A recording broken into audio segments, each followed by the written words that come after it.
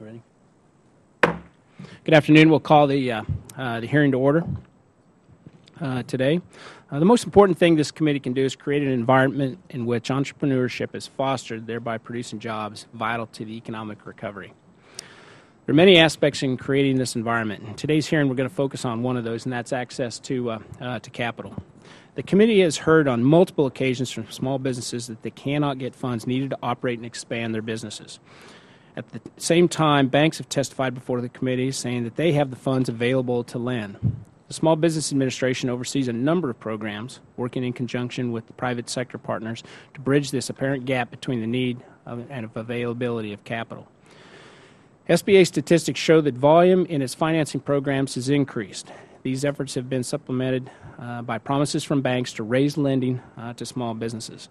It remains an open question whether these efforts are sufficient to provide the necessary funds for small businesses to expand and create jobs. The SBA programs operate with loan guarantees issued by the federal government. Congress has determined that the risks to the taxpayers are outweighed by the benefits of providing the needed capital to small businesses. Irrespective of that determination, this committee has a responsibility to ensure that the desire to get money into the hands of small businesses does not come at the expense of exercising due diligence when making a loan, especially when taxpayers are on the hook for the government's bad decisions. Therefore, the committee needs to know that the SBA and its partners are complying with the requirements of the Small Business Act and not issuing loans with document deficiencies, as the Inspector General has recently found. Ultimately, the committee needs to understand whether the programs currently constituted are enabling small businesses to create jobs. If not, the committee will need to examine legislative changes to promote access to capital without unduly placing the taxpayer at risk. And with that, I yield to Ranking Member Velasquez for her opening statement. Thank you, Mr. Chairman. In the last year, our nation's economy has experienced steady private sector job creation. However, it has not been enough to have a sizable impact on the unemployment rate, which remains stubbornly high at 9.1%. The reality is that we will still have a long road ahead of us, with millions of Americans who are seeking work that cannot find it. Front and center to any solution to this dilemma are small businesses. In every previous downturn, it has been small, innovative firms that have created the cutting-edge products and services to lead us forward. In fact, more than half of the companies on the 2009 Fortune 500 list were launched during a recession or bear market, along with nearly 50% of the firms on the 2008 Inc. list of America's fastest-growing companies. Whether it is a Silicon Valley startup or a Main Street mom and pop, it is clear that small businesses are our nation's job creators. In order for entrepreneurs to continue to play this traditional job-creating role, it is essential that they are able to access capital. Doing so provides the fuel for innovation and economic expansion across the spectrum of entrepreneurship. It enables unemployed individuals to start their own businesses, help domestically oriented companies to sell their goods in foreign markets, and allows high-tech firms to reinvest in R&D. But small businesses face real challenges in the capital markets. While lending conditions and credit standards are easing, companies' balance sheets have still not recovered from the financial crisis and recent recession. This has left many without the assets to borrow against and with lower revenues than in years past. As a result, business owners now have fewer options to secure affordable financing. Lending through the SBA is always critical to filling this void. Several provisions this committee crafted in the Recovery Act temporarily boosted SBA-backed lending. Raising guarantees and cutting fees on SBA loans spurred demand and was key for the record-setting year the agency experienced.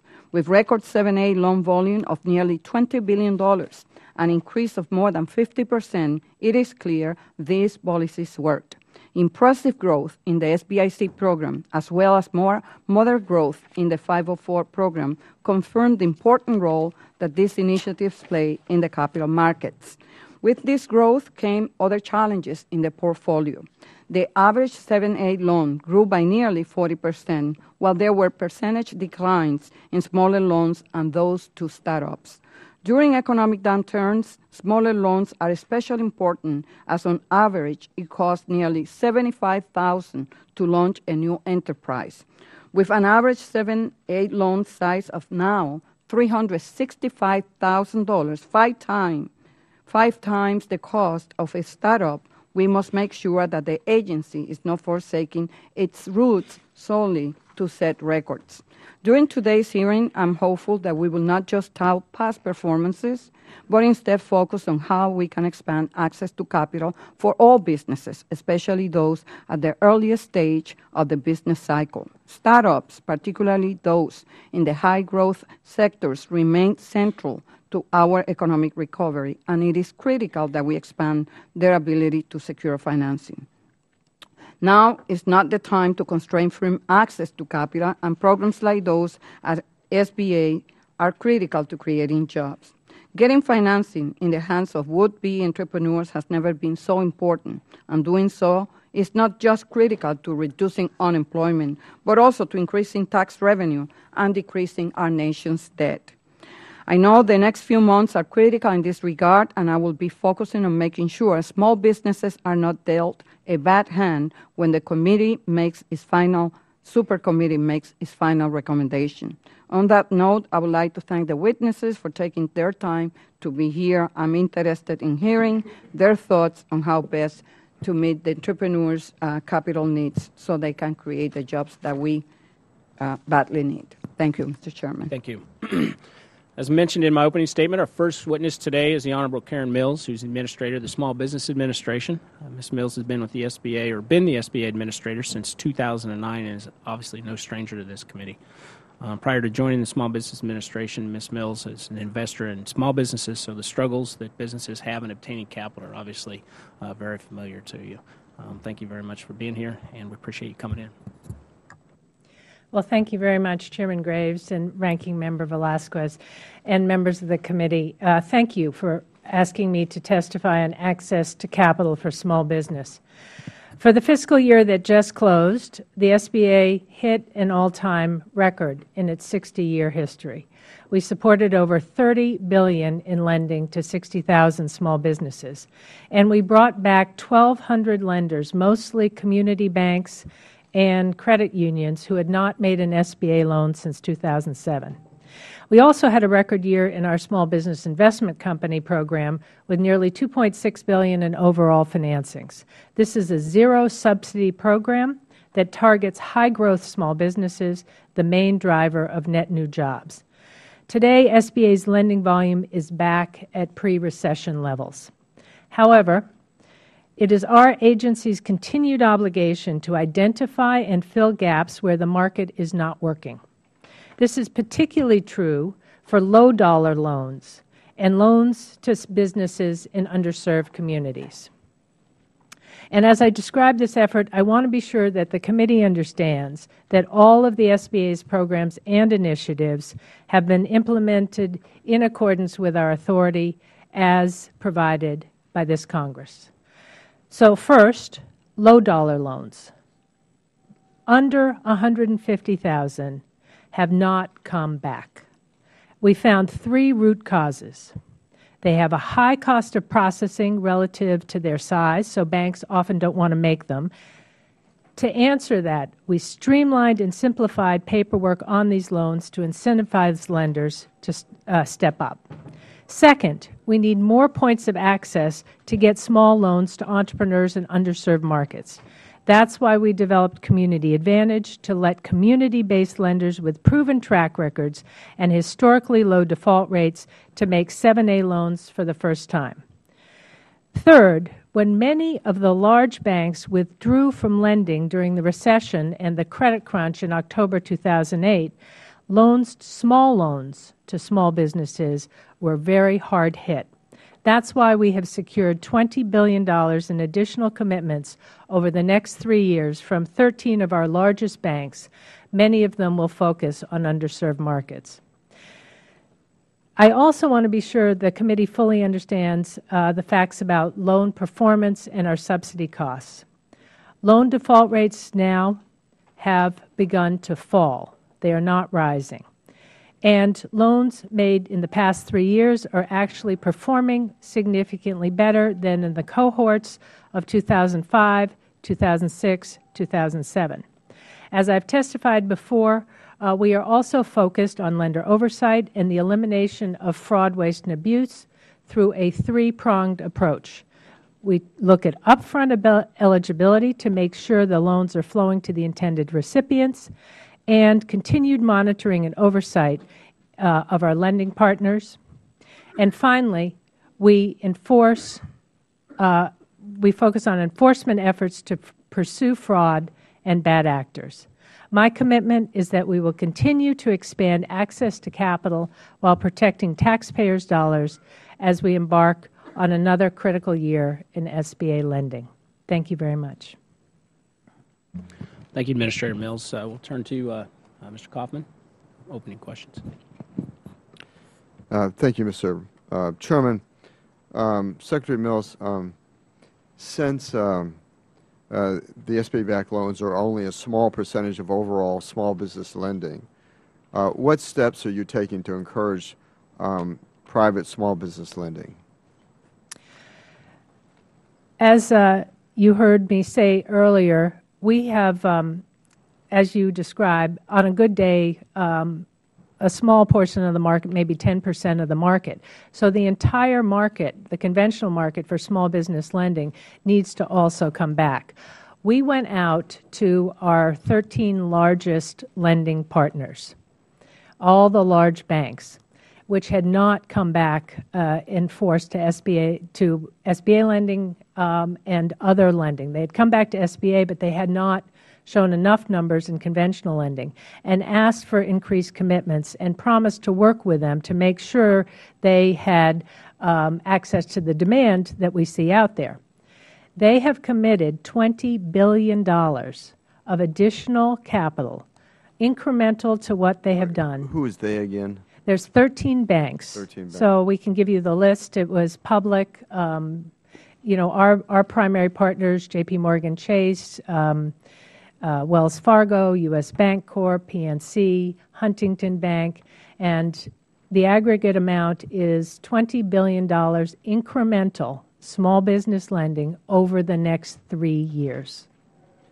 Thank you. Secretary Mills, do you have any analysis to determine what SBA-backed lending would be without the reduced fees and higher guarantee? 75 to 85% guarantees still provide banks a way to mitigate risk. Yes, we do have evidence, and in a chart which was attached to my testimony, you can see what happened. The actual 90% guarantees were ended on December 31st last year. We had a big spike right before that happened, so we had a recovery dip, and then we came back to a level that was significantly above 2010 and also above 2008 levels. So it seems to be working. Thank you, Mr. Chairman. I yield back. Ranking Member Velasquez. Thank you, Mr. Chairman. Madam Administrator, since startup rates typically rise during economic downturn, you might expect to see a rise in lending to such entrepreneurs. However, small dollar loans and loans to startups declined as a percentage of SBA lending last fiscal year. Does this mean that the agency is shifting away from making this type of loans and focusing on larger loans to more established, mature companies? No, the agency believes, as you do, that there is a gap in small dollar loans. And in fact, one of the real reasons for the high unemployment right now is that we are down about 100,000 new business starts. So we have been extremely concerned, as I know you have been, about the fact that the market did not come back. And that's why we came out with this three-pronged approach to promote small loans. So why is it that last year SBA spent nearly $70 million, 84% of your 7A loan subsidies on 7A loans of $1 million or more. By contrast, subsidy for loans of $250,000 or less, for which there is the greatest need right now, were just $1.9 million. Does it seem fair that so much money goes to benefit fewer than 1 in 10 of all borrowers? As I said, we are in complete agreement with your analysis of this problem in that there is a gap in small business lending. We have continued to focus on that, but the job is not nearly done. We've made slight progress over the last year in the smaller loan sizes, but there is still a very, very large gap. To that What end, do you think will take so that we can see more loans going to smaller or startup businesses? Because that's where the need is. it will take the banks coming back to that area. And what we have done is try to make it more cost-effective for them to use an SBA loan for a small loan. We've tried to bring together our large lending partners and get them to focus on it. We've tried to bring more points of access who make small loans, like our community development financial institutions, give them access to SBA lending.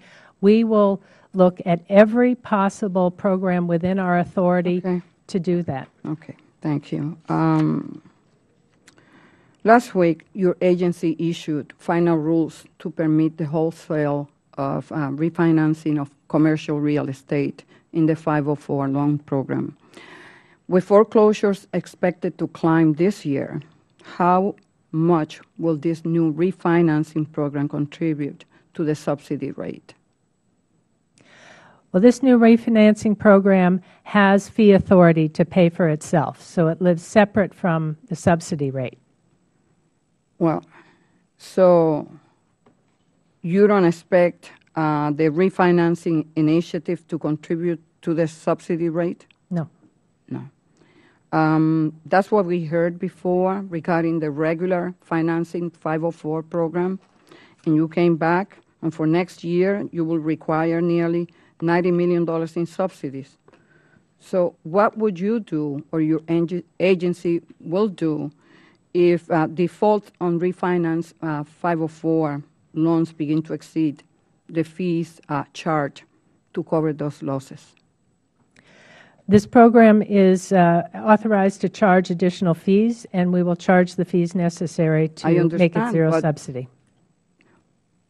It's the same situation that we have with the 504 regular program.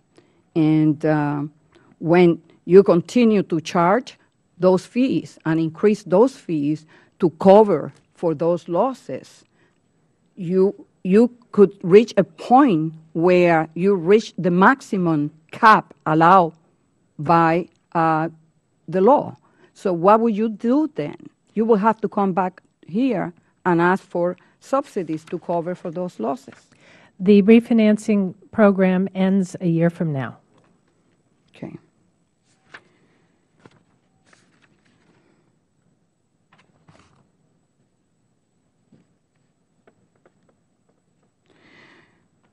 As you say that from a year from now, that will end, the same situation we find with the stimulus funding for the 7A and 504. It will expire in December. SBA monthly loans approval have fallen back to levels not seen since the worst of the credit crunch. Why is it that 2 years after the credit crisis began, SBA cannot find a long-term solution to providing meaningful levels of credit to small firms? Well, the facts, as you've just stated them, I think are not correct. If you look at the chart next to my testimony, you will see that even in the last 3 quarters, we have rebounded to levels that are at 2008. Half of all your lending last year occurred in the first quarter, when the incentives from the stimulus package were in place. And that's the only reason lending was up as high as it was. So every month since those provisions will expire, we have seen the lowest number of loans that have been issued or backed by the federal government. With respect, I believe that those facts are not correct. It's not the amount. It's not the amount of money lent. It's the amount of loans that have been made. The number of loans that we have right now is impacted, as you mentioned before, by the fact that the decline, most of the loans are in the small level in the previous years. Those have not come back.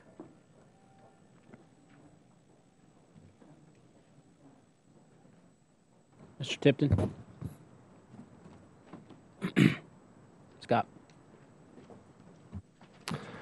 Thank you, Mr. Chairman. Thank you, Ms. Mills, for being here. Appreciate your efforts and everything that you're trying to do to help small businesses in the country.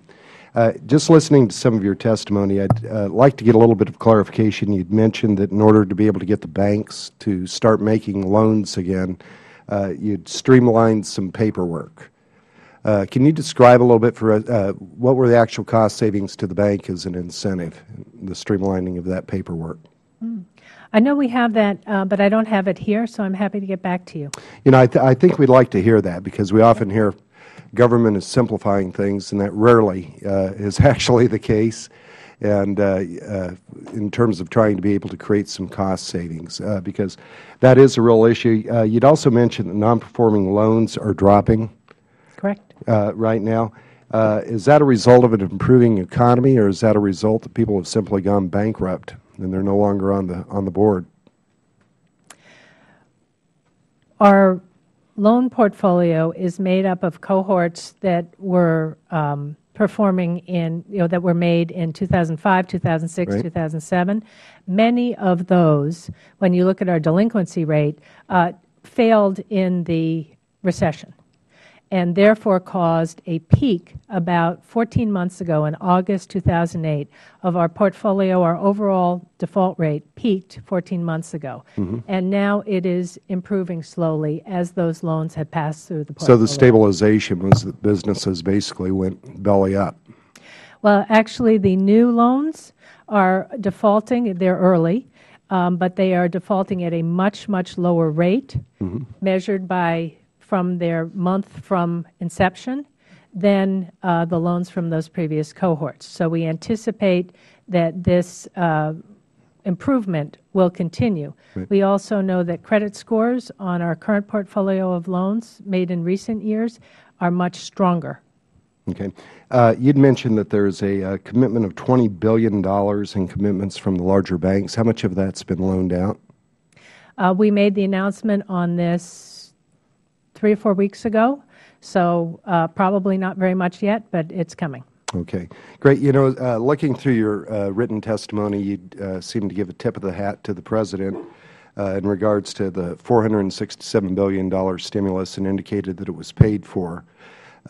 My concern, a lot of our constituents' concerns that are small businesses, is it's being paid for on the backs of businesses that are currently struggling in terms of increased tax rates.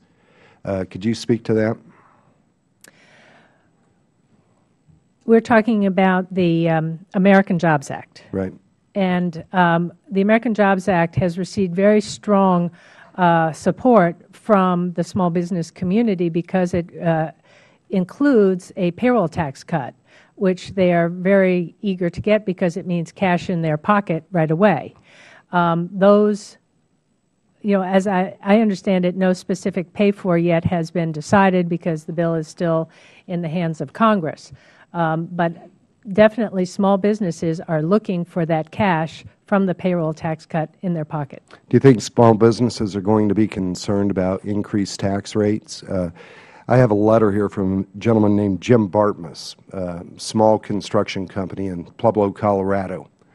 Been a successful business, small business, and because of a lack of access to capital, he paid down his line of credit to zero.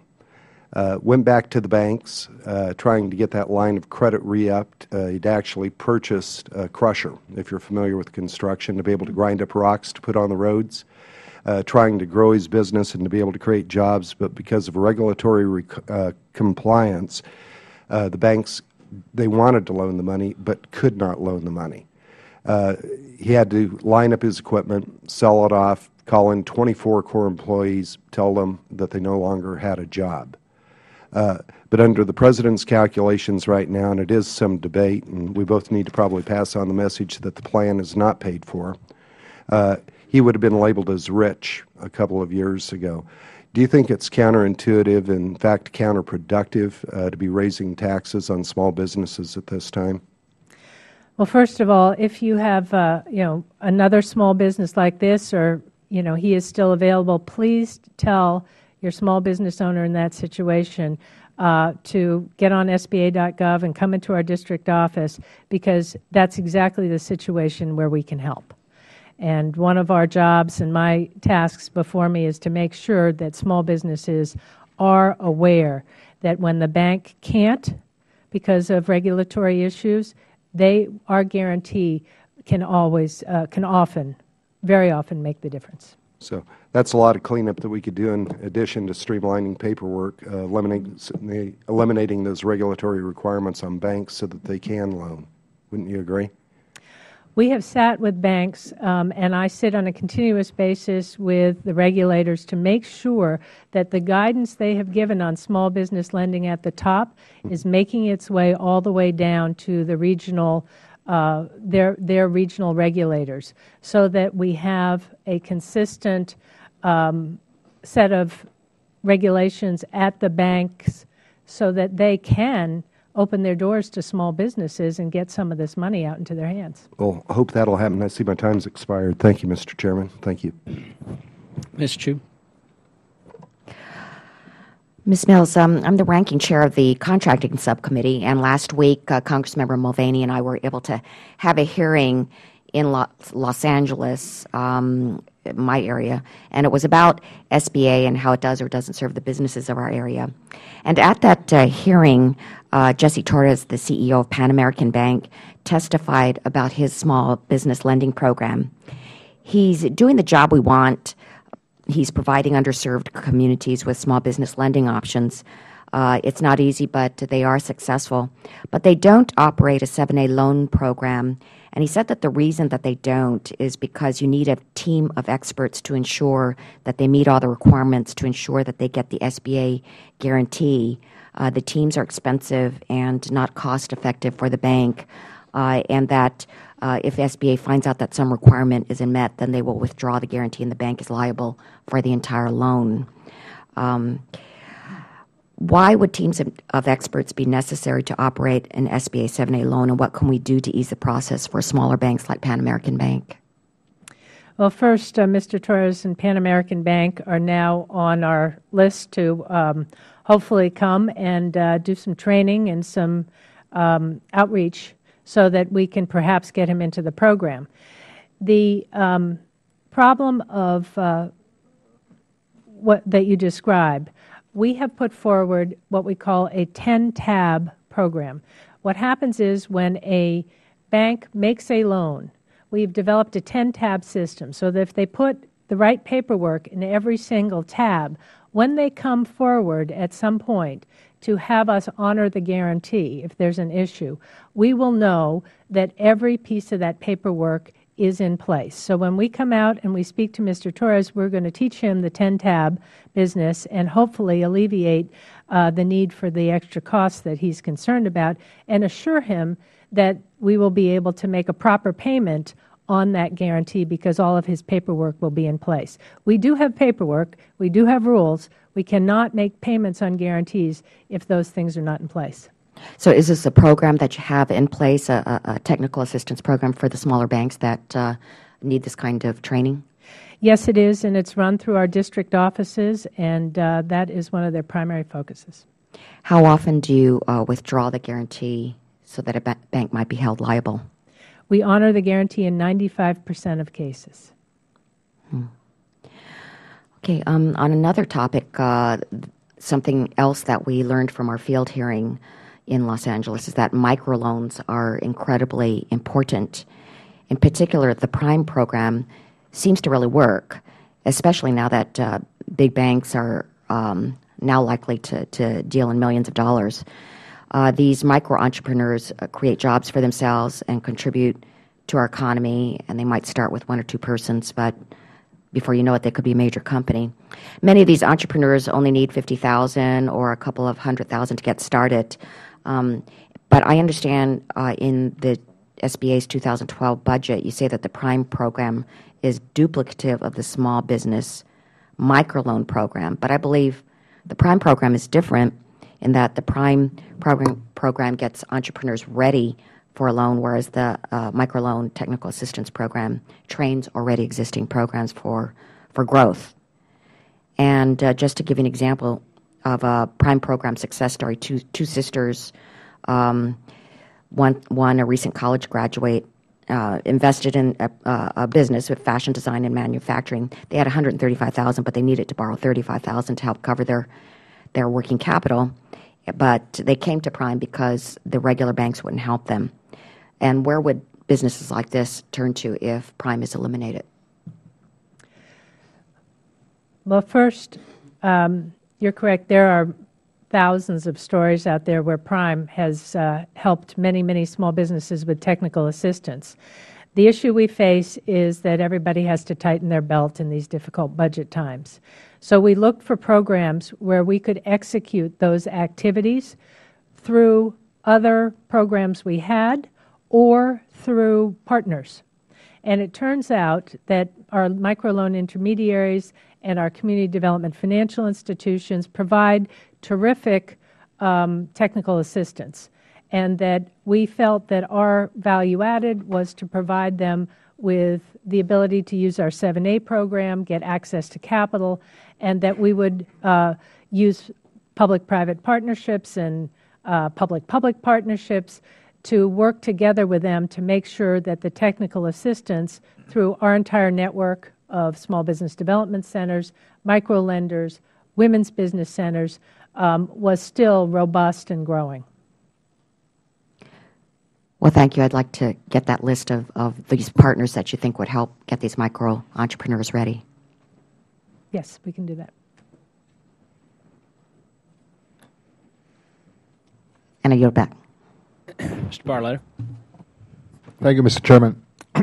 Ms. Mills, I represent Pennsylvania's 11th Congressional District in northeastern Pennsylvania. My district has one of the highest unemployment rates in the state of Pennsylvania. On September 8th, after Hurricane Irene and Tropical Storm Lee, we have experienced the worst flooding in the history of our area. Many people, many businesses, as you can see, have lost everything.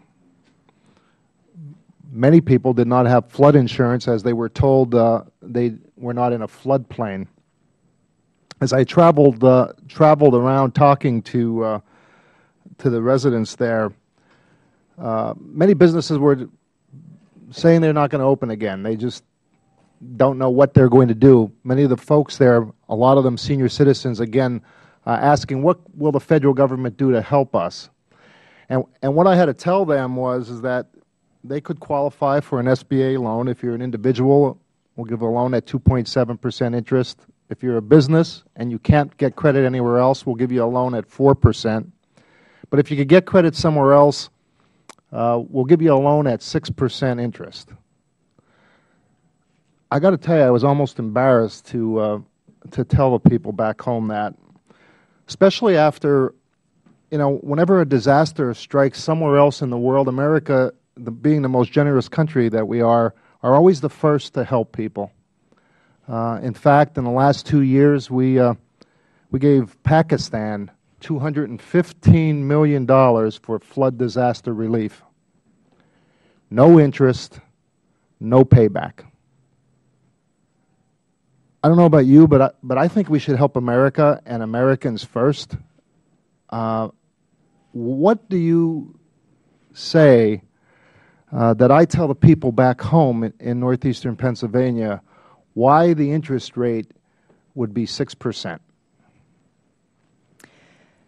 Well, I'm familiar with your district, and it was extraordinarily hard hit by both Irene and Tropical Storm Lee. And for the benefit of those who are new on the committee, we run a ready reserve of 2,000 disaster operators who actually, within 24, 36 hours, are on the ground in these areas, assessing damage, speaking with people, co-locating with FEMA, and we have a 2-page application. We do homeowners, we do businesses that are damaged, and we do economic injury. So make sure that they know, even if they didn't have physical damage, but because the area was cut off, businesses suffered some damage, or because it's still distressed, they can get 30-year-long 4% economic injury loans. But the issue about they could get credit elsewhere. It's 6%. The credit elsewhere is that we're responsible for a good use of taxpayer money, and the reason for an uptick is that if there is a private sector mechanism, a bank, where they can get credit elsewhere, then the market should provide it. If they can't, then that is our job, and that is where we step in and try to give the most beneficial Well, I guess the problem I'm having is that we gave Pakistan $215 million for flood disaster relief. So should I tell the people in northeastern Pennsylvania they would have been better off if they were in Pakistan than if they were right here at home? I don't know. I think at some point we should take care of Americans first and American businesses. We can't afford to lose any more jobs. I introduced a bill. This has changed my life, this flood. I mean, I walked with these people. I cried with them and watched them as they put their life's possessions out on the curb to be taken away. I introduced a bill that would change the way America handles disasters by introducing a bill that would give a 1% loan for 30 years, enough to cover our administrative costs. If we could help other people, I think we could help Americans at a time of disaster first. Thank you. I yield Mr. back. Barletta, will you yield? Sure, I will. And I really welcome your position. In fact, after Katrina, I tried to reduce the interest rate and even provide a bridge loan, 0 interest rate, and it didn't happen. I didn't have the support from your side, so maybe this time around we could work. You want to get on the bill with me? Okay. I think we could change the way we handle disasters. Thank you. Mr. Schrader. Thank you, Mr. Chairman. Yeah, I'm pleased to hear that some people in the majority party are beginning to rethink having require to pay for our FEMA reimbursements up front when there's a disaster and real people are hurting, and assume Mr. Barletta was obviously one of those that was not willing to hold up the FEMA bill and have it paid for at the time. So I appreciate his help there. Would you no, I only have yield just no, I've got a limited amount of time. I want to talk about, I think, the successes that this small business administrators had over the last few years. I mean, when I came here, actually, Administrator Mills came in at the same time, and I was a little bit aghast at the status of the Small Business Administration. It had been hacked at and cut back dramatically by the previous administrations, not just the one before, but over the years, and it was in total disarray. We had a lot of testimony about waste, fraud, and abuse that we've had several subsequent sessions with the Administrator, and it looks like things have gotten, frankly, a lot better. I mean, there's a new sheriff in town, and I appreciate that, Madam Administrator. And I think there's some misinformation here. I mean, people are talking about going, they haven't been here, I guess, but there's talk about what the role of the SBA is. And I assume that you're not trying to supplant private enterprise. You're trying to work with private enterprise. If for some reason banks, credit unions, mortgage lenders can't step in, that's where you step in. And so there's going to be some defaults. There's going to be some defaults. But I think I need to hear clarity. You mentioned it, but it seems to me that a lot of the subsidy rates that we've endured, where we're paying back the Treasury for, quote, bad loans, unquote, were under the previous administration's watch. And actually, our rate of default since you've taken over is down, even though the economy is worse. You'd think you'd have higher defaults rates. Am I incorrect there? Well, thank you. On your point about the current rates, we've turned the corner on our default rates, and they peaked in August 2010 and now have been reducing each month. And Our current default rates overall are actually quite low. Our loss rates tend to be under 5%. Our default rates tend to be under 5%. Our loss rates actually tend to be much lower. They are about 2 points higher than the normal Federal Reserve credit because we are giving credit where you can't get credit elsewhere. So as you say, I appreciate that too. I mean, that's really the bottom line. You hit the nail on the head. We got to get small businesses back in the business of hiring and growing the economy and growing America. And so you take a teeny bit of a risk, and I'm amazed that the default rates are where they are. I also remember, and some members on this committee are new, that one of our big angsts when you took over was, well, you know, the process is too bureaucratic. Trying to get a loan is impossible. The applications, we asked again and again and again, can't you streamline this application process? Can't you make it simpler so that people can actually get in there and get the loans they need? We also were worried about the valley of death, you know, where a lot of small businesses, you get a little startup, and then you try and get to the next level, and all of a sudden you can't get that credit. And you've developed some pilot programs. There's some controversy about that. I appreciate that. But I assume they're in response to our direct requests. Or am I not correct on that? That's correct. So if we look at the Small Business Investment Company program, I do want to thank our team and note that not only did they have a record year, they took the processing turnaround time for licensing new funds down from over 15 months to 5.5 months. And that was a big deal. They're bringing in new funds. They're bringing some of the best funds, and they're putting more money into those funds, and those funds are putting more money into small businesses. We do have some gaps, so we have orchestrated 2 other sets of funds under the SBIC authority. SBIC authority was not being fully utilized.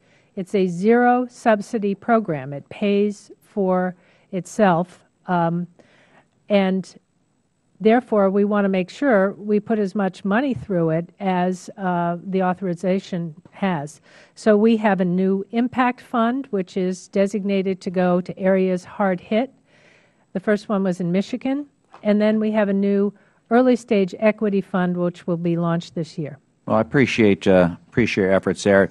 Just the last comment in the remaining seconds. It doesn't have a lot to do with you, but I can't tell everyone out there how disappointed I am in the Treasury Department and the way they're not run as efficiently as you, and that Small Business Lending Fund having cratered horribly when small businesses needed access to capital at the critical time, and the regulators are beating up on the banks for having too much of this type of loan. This was a great opportunity to free up capital, and my state, not a single bank got a loan, and a ton of them applied. And I'm sure some are probably tougher shape than they'll let on, not all of them. So I'm very, very disappointed in the Treasury. I'd like to have a hearing with the Treasury officials sitting right where Administrator Mills is, Mr. Chairman, at some point in time, if that's not out of order. And I yield back. Mr. Walsh. Thank you, Mr. Chairman. Welcome. And Ms. Mills, thanks for coming in today. My colleague, Mr. Schrader, mentioned that it's the purpose of SBA to help small businesses access capital when they can't do that in the private marketplace. What's SBA's mission in 20 seconds, 24 seconds? In the access to capital area, we also have disaster operations. We run small business, $100 billion of Federal contracts go to small business, and that's just a win-win situation. And we have a network of counselors, mentors, advisors that are as equally as important as the capital. Under access to capital, where the market is functioning, where a small business can get a loan from the market, why should taxpayers subsidize that activity? Because the market is handling it. But there are many, many small businesses out there that don't have access and opportunity. And that is where we have been able to step into the market, as you just saw in this credit crisis, and provide that access and opportunity. I actually chair the Access to Capital Subcommittee, and we held a hearing a couple months ago and brought in heads of community and small banks. and asked them pretty directly why they weren't lending to small businesses, knowing full well this is where the bulk of small business gets their capital. And their answer was fairly clear and equally direct. Our hands are tied. Government regulations have made it darn near impossible for us to lend to small business. I'm curious, have you heard the same sort of thing? Well, as I said earlier, we work very closely with the regulators on guidance to small business. And out in the field, we hear the same thing you have, which is that the guidance that has come down from Washington has been interpreted more tightly at the regional levels. And when we have had these conversations, we have gotten very strong assurance that the regulators will work with us to make sure that the guidance that they think is proper is the guidance that is being affected at the community bank level and in the regional level. We want to make sure the pendulum is in the right place and it hasn't swung too far back. And take that pendulum. Do you feel that it's swung too far? I can tell you that I've probably spoken to the heads of 20 or 30 community banks in my district in the last 6 months, and to a man and a woman, they all say it has the last couple of years. They've seen a noticeable uptick. Are you sensing any of that? Well, that's a matter for the regulators, but our role was to bring it to their attention that we were hearing concerns and to make sure that they took their guidance all the way down. Our job is actually to make sure that we also provide the product that can take some of that risk out of the system and allow them the opportunity to make some loans they want to make, but for various reasons can't fulfill the total risk profile on their books right now. But you have heard that concern at that level.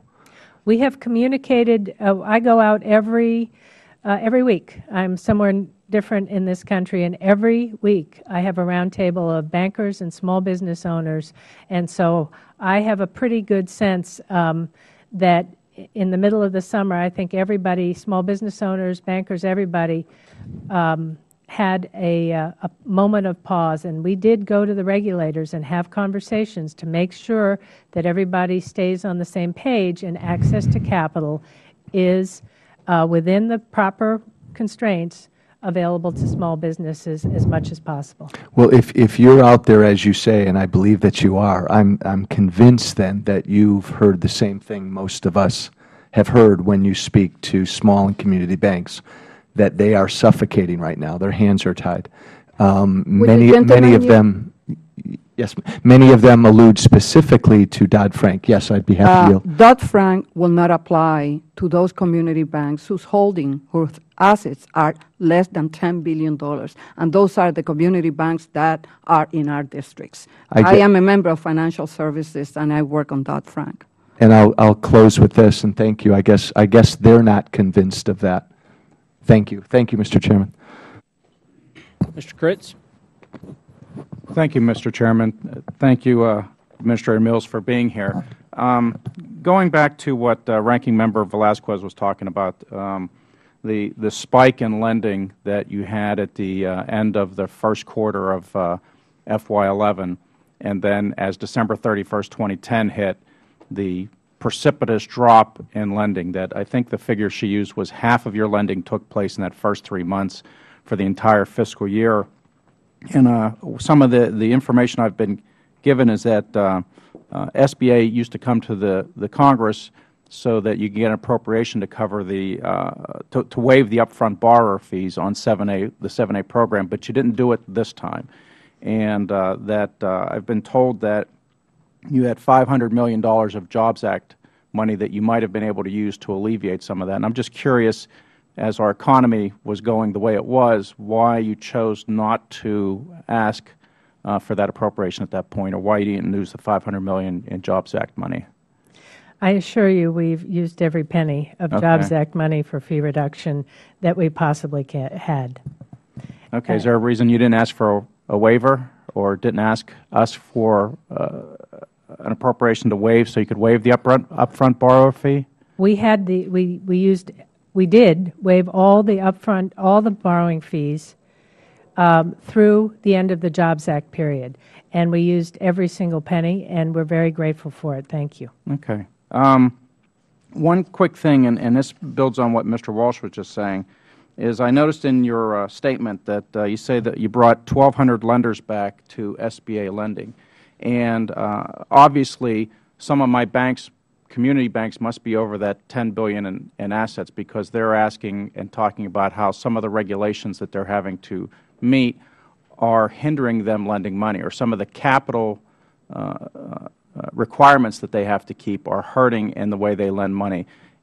I was listening to you as you were saying you convene roundtables and you talk to banks all the time.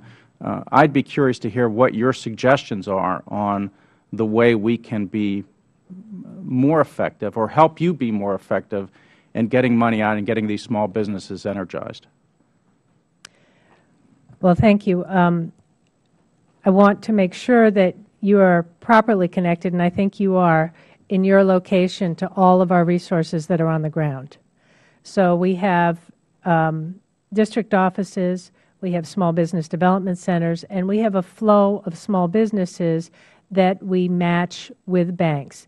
To the extent that you come in contact with banks and with small business owners who have concerns, who are struggling, who want to make more small business loans, we can help them with our programs.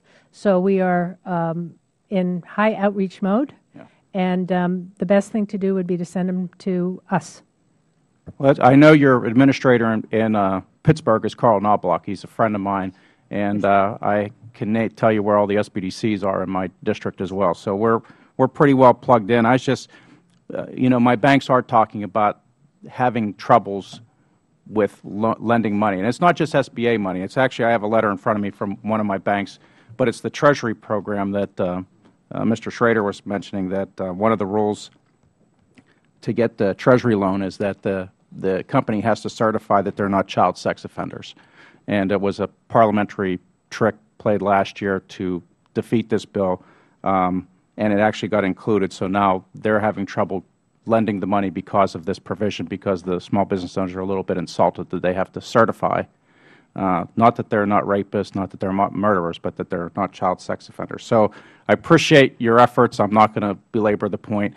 My office is always available if we can be of any help, and I appreciate the work you're doing. Mr. Mulvaney. Thank you, Mr. Chairman. Administrator Mills, thank you very much for doing this. At the risk of repeating what may have been said, I apologize for being a few minutes late. But I want to thank the Chairman and the Ranking Member for giving me and Mrs. Congresswoman Chu the opportunity to have a field hearing last week in the San Gabriel Valley, where Mrs. Chu is the representative. And instead of asking questions, I'd like to report back briefly to you on what we heard, because it was very educational for me. This was an area that is literally driven by small business, that takes up an inordinate size of the economy in that part of Southern California. There are very few large national Fortune 500 companies, but a very, very active small business community, entrepreneurs, in large part from the immigrant community. And here's what we heard. We had small business lenders there, small banks, and one of the things they told us was that they were doing lots of lending to small business, but no small business lending. They were not using any of the programs that were available to them. And when we asked them why, they said it was too hard.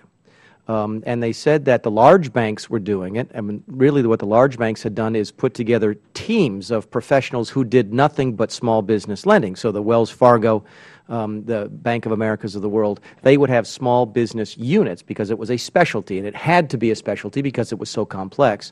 And they didn't have the human capital or the money available to develop that area of expertise. So they asked us to please do whatever we could to simplify the process. We also heard that one of the things they focus on is microlending. They do a lot of microlending. We heard some great stories about loans under $100,000 and how successful they had been used. And when I asked them if they knew about the small business microlending program, one of the things they said was they had looked at it, but that the paperwork for a $50,000 loan was almost the same as the paperwork for a $1 million loan. And in terms of a return on the time and the investment that they had to make into setting up that loan, it simply wasn't worthwhile. So they asked us to please take a look at anything, if anything, at looking at making micro-lending somehow streamlined so that they could do more of these things. And again, this was a large majority of the loans they were issuing to the businesses in that area were under $100,000 and $150,000. We also learned about the difficulties of opening a small business development center. That area had lost its SBDC in the recent past, and there were a couple of organizations that were interested in reopening it, only to find it was going to take at least 3 years to go through the paperwork necessary to open a new SBDC. And one of the things that we suggested, or that Mrs. Chu and I talked about, is maybe suggesting to you a grandfather process. So if there was an organization that was an SBDC that closed, that maybe they could be put on a fast track to reopen, since they've already gone through the process at one point in the past. I guess the last thing that we heard was that many of them had not heard of many of the programs that you offer. They were not aware of the mentor-protege program. Only one of them even had ever been to the SBA website. So I don't know what you all are doing in terms of outreach to these small community banks. And maybe they dismiss it because of their impression that it's too difficult to work with the SBA because of past history. Again, I'm not laying any blame here. That's not the point of the presentation. But that if the opportunity exists to reach out to educate these lenders, because again, the basic message I took away was that they are lending to small business and they want to do more, but they are not using any of the tools that are made available to them through the Small Business Administration. So again, not a question, a comment back from the field, and I appreciate your attention. Thank you, Mr. Chairman. I yield back. Absolutely. Mr. Peters. Thank you, Mr. Chairman. And Administrator Mills, it's great to have you here with us today, and I appreciate all the SBA has been doing, particularly in the state of Michigan. You mentioned some innovative programs that you have engaged in the state, and I thank you. We've been particularly hard hit as a result of what's been happening in the economy, and thankfully the auto industry is responding and been adding jobs in our area, but we all know that it's not just the auto industry or large industry in any particular region that's important, but the small businesses that are in the region that need to grow and prosper, and you've been a key player in helping us do that in Michigan, so I wanted to thank you for that first off. And before asking a couple specific questions, I also just kind of want to get your sense on a statistic that you mentioned in your opening comments, that that job creation is down, starts by over 100,000, I believe is the quote that you had. And we, obviously on this committee, are all big believers in small business and understand that small business is the engine of growth for an economy. But we also know that job creation is heavily skewed towards startups in order to get that kind of job creation. And I just wanted to kind of get your assessment. You have been a very successful business person prior to your current position.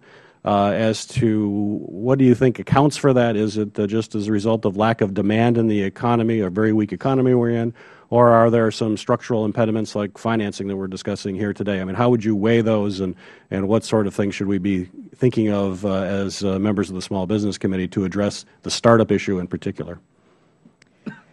Thank you, and I've enjoyed working in Michigan with all the great small businesses that are there. We focus on both Main Street small business and the kind of high-growth small businesses that could be part of the next, large public company and employer. We are down 100,000 starts, and that is contributing to part of the employment problem. We do know that access to capital for startup businesses and for small growth amounts for those businesses is constrained, that, as they say, the valley of death has widened. We do have some programs, particularly the new one we're going to launch, but there is still a need for continued focus on getting more access to capital, particularly in underserved communities, particularly in distressed areas, particularly in places which have not traditionally had venture capital, because we know there are small innovative businesses and entrepreneurs waiting to start up in all of those areas. Now, along those lines, and you mentioned the success that you had in the Recovery Act as a result of that, you were able to increase lending considerably, which had higher guarantee rates as well as a waiver of fees. And I know your activity was up dramatically. Have you done any analysis as to what is more important, the waiver of fees or the guarantees? And if given a choice as we go forward, how should we weigh that as perhaps a program going forward, because we know the track record of success? That's a very good question. We have done some analysis. We have certainly asked. I asked at every focus group for a long period of time, and usually I'd get half of them saying it's the fees and the other half saying it was the guarantee. So I think the jury is out. So we still have to find that out. But certainly the combination, actually, we think clearly worked. Certainly the combination worked, but I guess in thinking of how the jury's out, and I don't know who are in your focus groups, probably smaller companies in particular get impacted by fees perhaps more than anything else. And I am very concerned about access for underserved communities. I represent a community that has an unemployment rate well in excess of 20%, and we have large urban area in the Detroit area, as you know, which also suffers.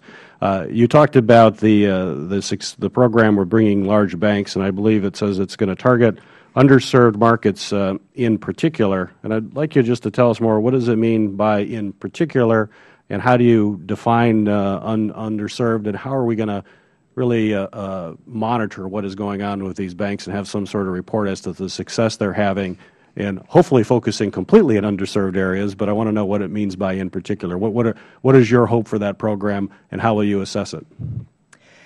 Well, once again, this is a voluntary program that private sector banks came in because we asked them to step up. Each bank has a different set of activities and commitments that they are interested in pursuing. Many of those banks have said, have demonstrated that part of that commitment will be around underserved markets. We are going to partner with them, making sure community development financial institutions and making sure their CRA contributions go as much as possible to help proven programs that will get money in the hands of small business. So it will be a wide array of programs. Great. Well, thank you very much. Thank you for your time. I think my time's up. Mr. Shabbat from Ohio.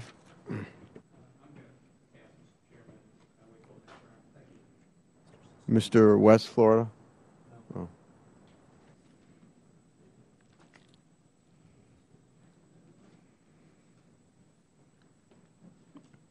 Mr. Cicilline, Rhode Island. Thank you, Mr. Chairman and Ranking Member Velasquez. Welcome, Administrator Mills. It's good to have you here. I always want to begin my comments about the SBA with recognizing the great director in Rhode Island, Mark Haywood, and his staff, who are doing really excellent work, and I want you to be aware of that. As you know, the SBA has $3 billion in authorized leverage annually through the SBIC program, and each year anywhere between $1 and $2 billion in leverage authority remains untapped. And I understand that the Early Stage Innovation Fund and the Impact Investment Fund are intended to leverage a portion of that existing and yet untapped authority with the hope of really propelling into the hands of startups and entrepreneurs the capital that they need to be successful. And I know there are some studies that indicate that the unmet need for early stage capital equity financing for small businesses is somewhere in the neighborhood of $60 billion annually. This is a really important issue in my state and I think all of us are trying to encourage new startups, and those typically are small businesses. And so there's a particular, just to use an example, a constituent of mine along with his partners is forming a company called Exena Technologies, which has developed an antimicrobial material that can be used on medical devices to combat healthcare-associated infections with huge potential for savings in healthcare and improved outcomes in health. And they have been working with SBI programs, including SBIC.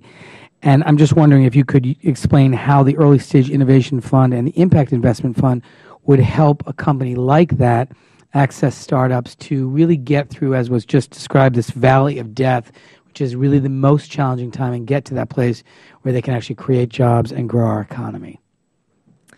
Well, thank you. And as you know, I'm a person who spends quite a bit of time in Rhode Island my husband's family is all there.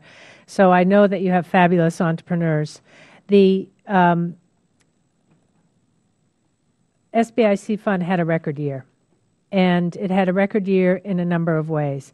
Number one, it had a record year in the financings that went out the door to small businesses.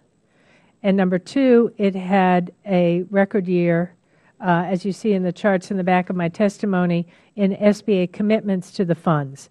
We would like to fully utilize that authorization because, as I said earlier, this is a zero subsidy program, and it directly impacts jobs.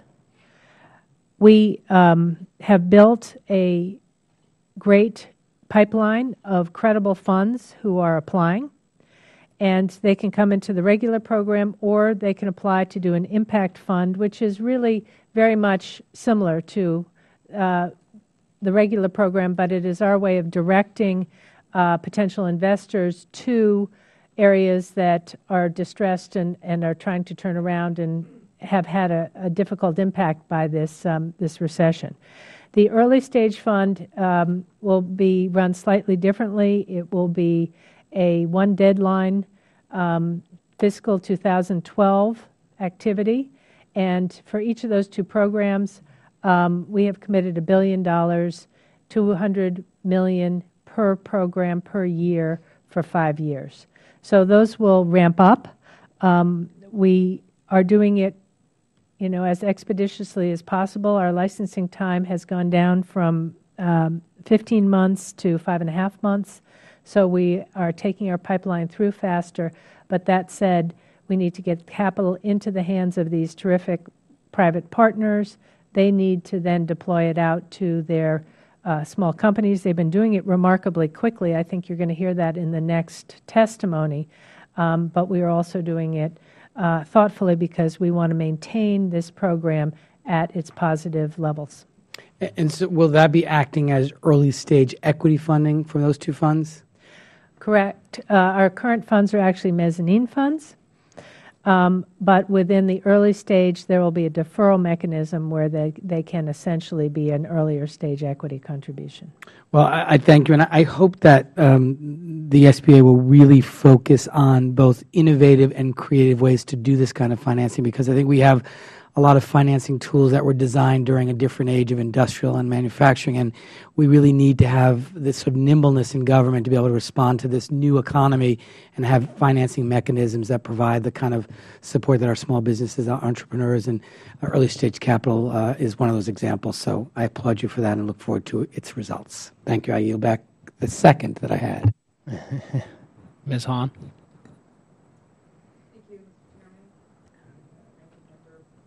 Velasquez.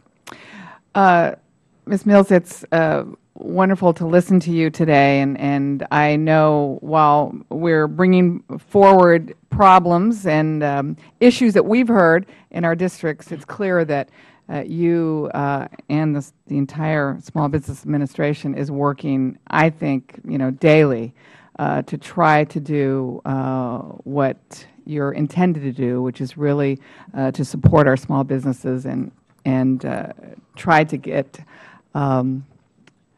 the capital into the hands of startups, of current businesses, and I think you're doing a great job. Since I've been on the Small Business Committee, I've done what many of the members have been doing longer than me, and that's actually going and meeting with small businesses in my district. I think I'm up to 80 just in the last month that I've met with personally, and I've held roundtables. I've walked into their businesses unannounced, and I'm beginning to hear sort of a common theme, which I think you've heard today, which is, the paperwork that is needed to apply for these small business loans is many times daunting, and as we've heard, some of them feel like it's not really even worth their time.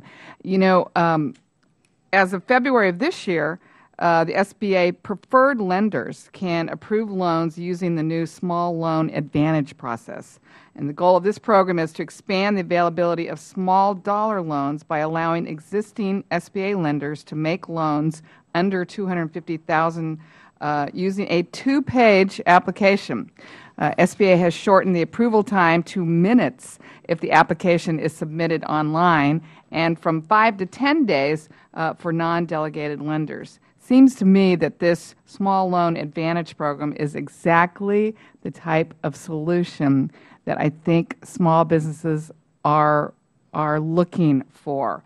What do you think we could do to expand this program and make it accessible to everyone? How can we ensure that preferred lenders are using the Small Loan Advantage process for all of their small loans? Well, thank you, Congresswoman, and thank you for your letter. I know that you've met with over 50 small businesses. It's up to 80 now. Well, and clearly, you just said it better than I could. We have a product that we have designed. We are reducing our paperwork, increasing our turnaround times, keeping a level of underwriting to make sure we have risk oversight. We are taking those principles of that product and now broadening them exactly as you had asked. You know, one of the other things I heard from my small businesses was under the loan guarantee program, the criteria that SBA has to qualify for the loans is sometimes broadened when they actually go to the banks to access the loan. The banks put on more criteria than SBA requires. One of the issues they brought forward to me was while SBA, the loan guarantee program, doesn't require collateral, real estate as collateral, when they go to the banks say, by the way, we are going to require that you put up real estate as collateral. What can we do in working with the banks that are our lenders, to not add criteria or add restrictions to these loans when the SBA is clearly not setting these criteria forward to small businesses as a means to qualify? We work with about 5,000 of the 8,000 banks. They're our partners. So the first line in the credit process is generally the bank. The bank will make a credit decision, and because they are on the hook for somewhere between 50 and 25% of the loan as well. So they have to have an independent credit decision. We have tried to coordinate, to work paperwork reduction, but we have to make sure that both of us are satisfied in risk oversight because we share risk. Well, again, I would urge you to maybe work with some of our partners out there, and because many, again, that clearly stops many of these small businesses, these startup companies from accessing this capital. So if you could work with them on maybe trying to keep their criteria at least the same as yours. And the last thing I'll just say, and I wrote you in my letter, I'd love to invite you to sunny Southern California and come to my district. I know it would be a great honor to have you there, and I think there would be a lot of folks out there that would really enjoy listening to you and really hearing more about the programs that are available to small businesses. Thank you. Come during the winter. Yes, ma'am. Mr. Richmond. Thank you, Mr. Chairman, and thank you, Secretary Mills, Administrator Mills. One thing, and then I'll ask out of order, but we're talking about making sure that our small businesses have the capital and access to capital so that they can flourish and they can fulfill their mission and they can continue to employ people, which is an important aspect of it. But the other aspect of it, I think, which drives our business is demand. How do we increase demand so that those businesses can continue to sell their products or widgets or gadgets or whatever it is that they're doing? Well, what we've seen is in the American Jobs Act, we want to put more cash in the hands of small business right now, because what we've seen is that when they have more cash available, such as in the payroll tax deduction, reducing the payroll taxes they have to pay in half, they can take that money and they can put it into advertising, they can put it into inventory, and that creates more demand for their products, that creates more jobs, and then they can come for financing expansion. So that's one of the first things to prime the pump. Also, let me thank you for your administration and coming down and participating in my small business fair that we had. We had over 347 small businesses sign up. I had a chance to talk to almost 120 of them on the opening night, and many of them sang the praises of our local SBA office in terms of the outreach and the assistance that they give, and now the new push, which I think is very important, helping them understand that 95% of the consumers in the world are outside the United States and trying to help them get to a point where we can sell our goods over there. And a few of them are taking us up on the offer of attempting to do that. And many of them left the small business fair with contracts with new vendors. So that was a very good thing.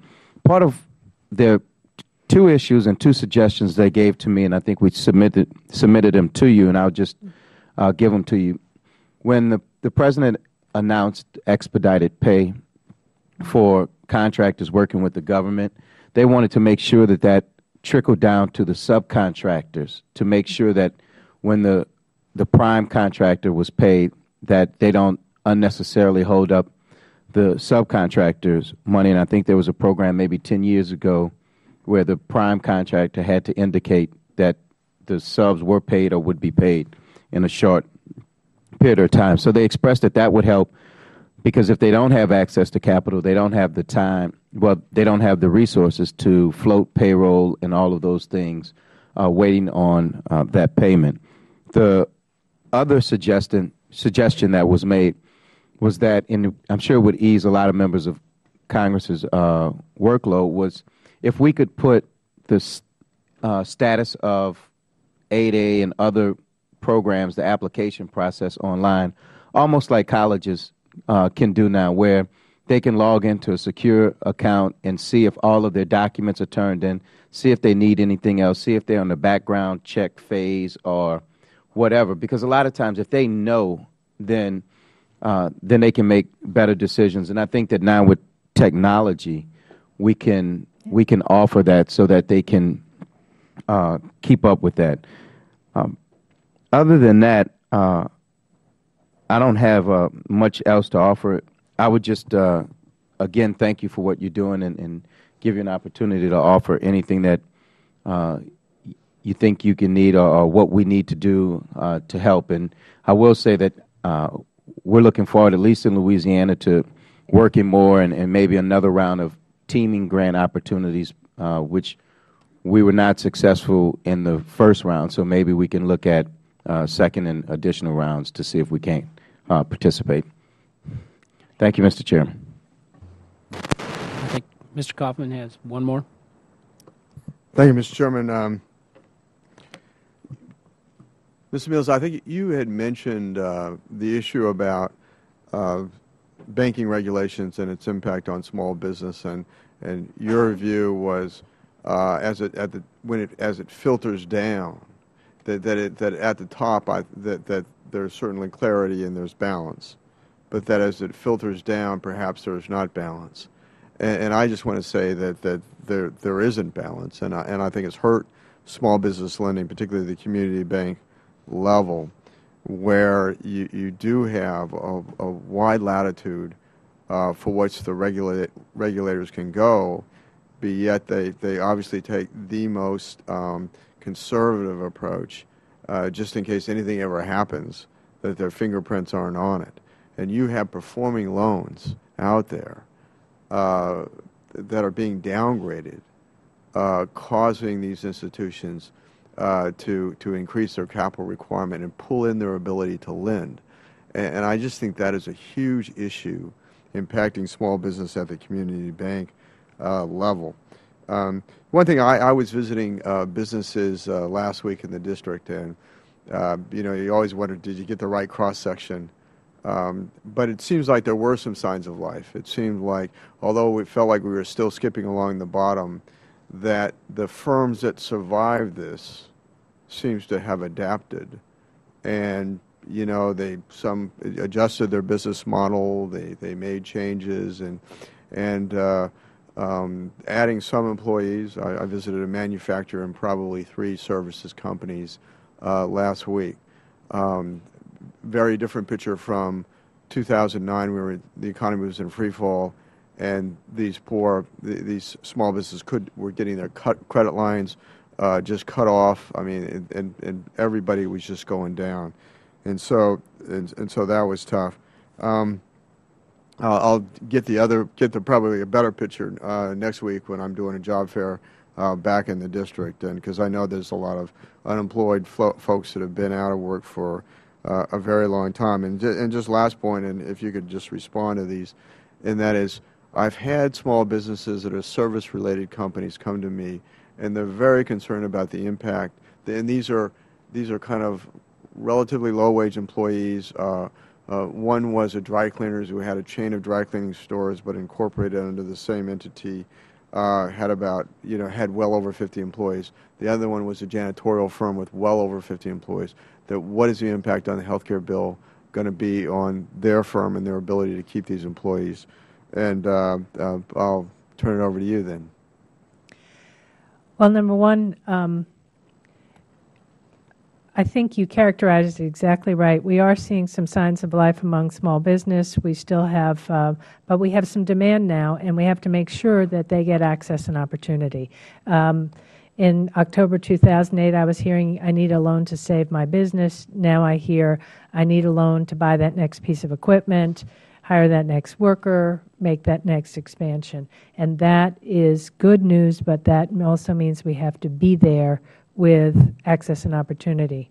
Let me just say real quick, I was able to visit one of them, in fact, that I did mention, was a restaurant that's being built, and in fact, that's with an SBA loan. So thank your department for that. Go ahead, please. Thank you. I would also ask the small businesses to come to our website where we can walk them through the Affordable Care Act. We know that small businesses now pay 18% more than large businesses. When the exchanges open, that premium will go down or disappear. So there are many good prospects. There's also the health care tax credit. We have a tool on the website to see if they qualify, and those would be opportunities I would suggest. Thank you, Mr. Chairman. I yield back. Ms. Mills, you recognize the need to increase lenders in your loan programs. Last year, you have 2,727 total lenders. 1,349 made 3 loans or less. And my guess is that some of the lenders who came into the program were attracted by the provisions of the Recovery Act. So once those provisions expired, I just wondered how many of those lenders are still active and making those loans. In the second panel, we're going to have a credit union testifying. And my question to you is, what will you do to retain the lenders that are in participating in SBA's loan programs, but also what are you doing to increase credit union participation in your loan programs? Thank you. Credit unions are about 10% of the current activity. We love credit unions, and we think they can do a very good job with SBA. We are bringing them in through training, through education, through participation, active participation with their association. And on the ground, you're exactly right. We have to work very, very hard now to make sure that we continue to meet one of our base goals, which is active lenders. We have about 5,000 of the 8,000 banks actually hold an SBA loan. But we track how many have made a loan within that year. And that's that number that is around 3,000 in the high 2,000s. So we need to keep that number up. And we're going to be working we hold lender education, lender roundtables. We simplify our program. We walk them through applying, do everything we can. So if you have lenders in your communities, particularly those who are on the ground and know those good small businesses, we'll bring them in. That's why we're opening our doors to community development financial institutions who have good lending track records, and we want to be there with as many doors, points of access as possible. The challenge that I see when it comes to either community banks or credit unions is that you need the personnel, and they don't have that type of capital and the expertise. So what will you do to help them? It's just not walking through. It's just because of the pressure coming from regulators to make sure that they're complying with credit standards. How do you balance that? Well, as you know, we are looking.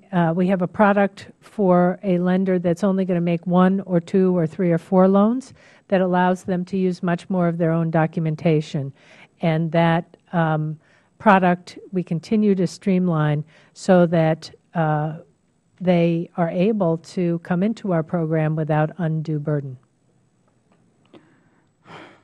Okay. Thank you, Administrator Mills, for being here today. We appreciate it. I think that's the end of the questions. We'll go ahead and seat the second panel, if we could.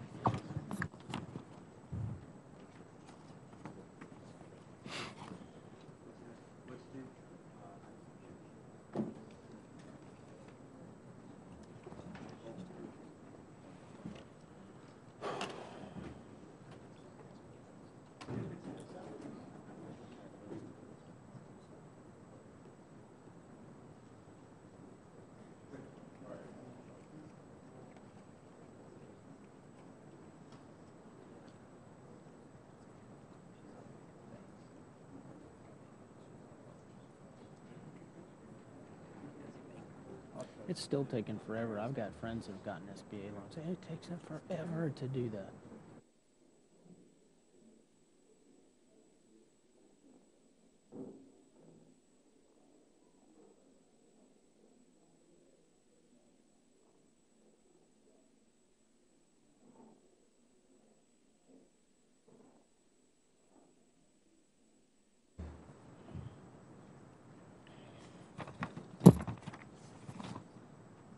We'll go ahead and get started, and I'll take a moment to explain the lights to you. Each of you have 5 minutes to testify, and the lights will be green during that time. When you get down to 1 minute, they'll change to yellow, and then when your 5 minutes is up, it'll go to red. And with that, I'll introduce our first witness today, which is Lynette Tipton-Steed, the Executive Vice President of Business and Community Banking at Regions Bank. Regions Bank is headquartered in Birmingham, Alabama. As one of the largest full-service providers of financial services with 1,800 bank offices in 16 states across the Midwest and the South. Ms. Steed joined Regions in 1992 and is now responsible for managing Regions' credit underwriting, documentation, and administration for small businesses. And she's testifying today on behalf of the Community Bankers Association. Thank you for coming all this way. Look forward to hearing your testimony. You might turn on your mic, too. There we go. Thank you. And if you want to go ahead and give testimony, then we'll go through each one, and then we'll open it up for questions. Yes, sir. Chairman Graves, Ranking Member Velasquez, and members of the committee, my name is Lynetta Tipton-Steed, and I am an Executive Vice President and Division Head for Business and Community Banking for Regionals Financial. Regions is a full-service financial company headquartered in Birmingham, Alabama, with over 1,800 branches and 2,200 ATMs in our 16-state footprint. I am also a member of the Consumer Banking Association Small Business Committee, which includes top small business bankers who share the goal of improving the state of small business banking, including SBA programs. Small businesses are facing a number of challenges: weak economic conditions, high levels of unemployment, and low consumer confidence have led to low sales volumes, which have resulted in a lack of demand for small business loans. Despite the decline in overall loan demand, we continue to see healthy SBA lending. The SBA 7A and 504 programs have been effective during these economic times. Earlier this month, the SBA announced it supported $30 billion in fiscal year 2011, bringing the 3-year total to over $70 billion in support of small business lending. Regions recognizes the value of SBA partnership and has a proven track record with its programs, having been a preferred lender since 1996. In 2010, Regions identified increased SBA lending as a strategic initiative. Significant resources have been devoted to this initiative to improve the delivery and efficiency of our SBA lending efforts. As a result, we have more than doubled our SBA lending staff. Regions has ranked in the nation's top 5 for overall 504 loan approvals for the past 2 years.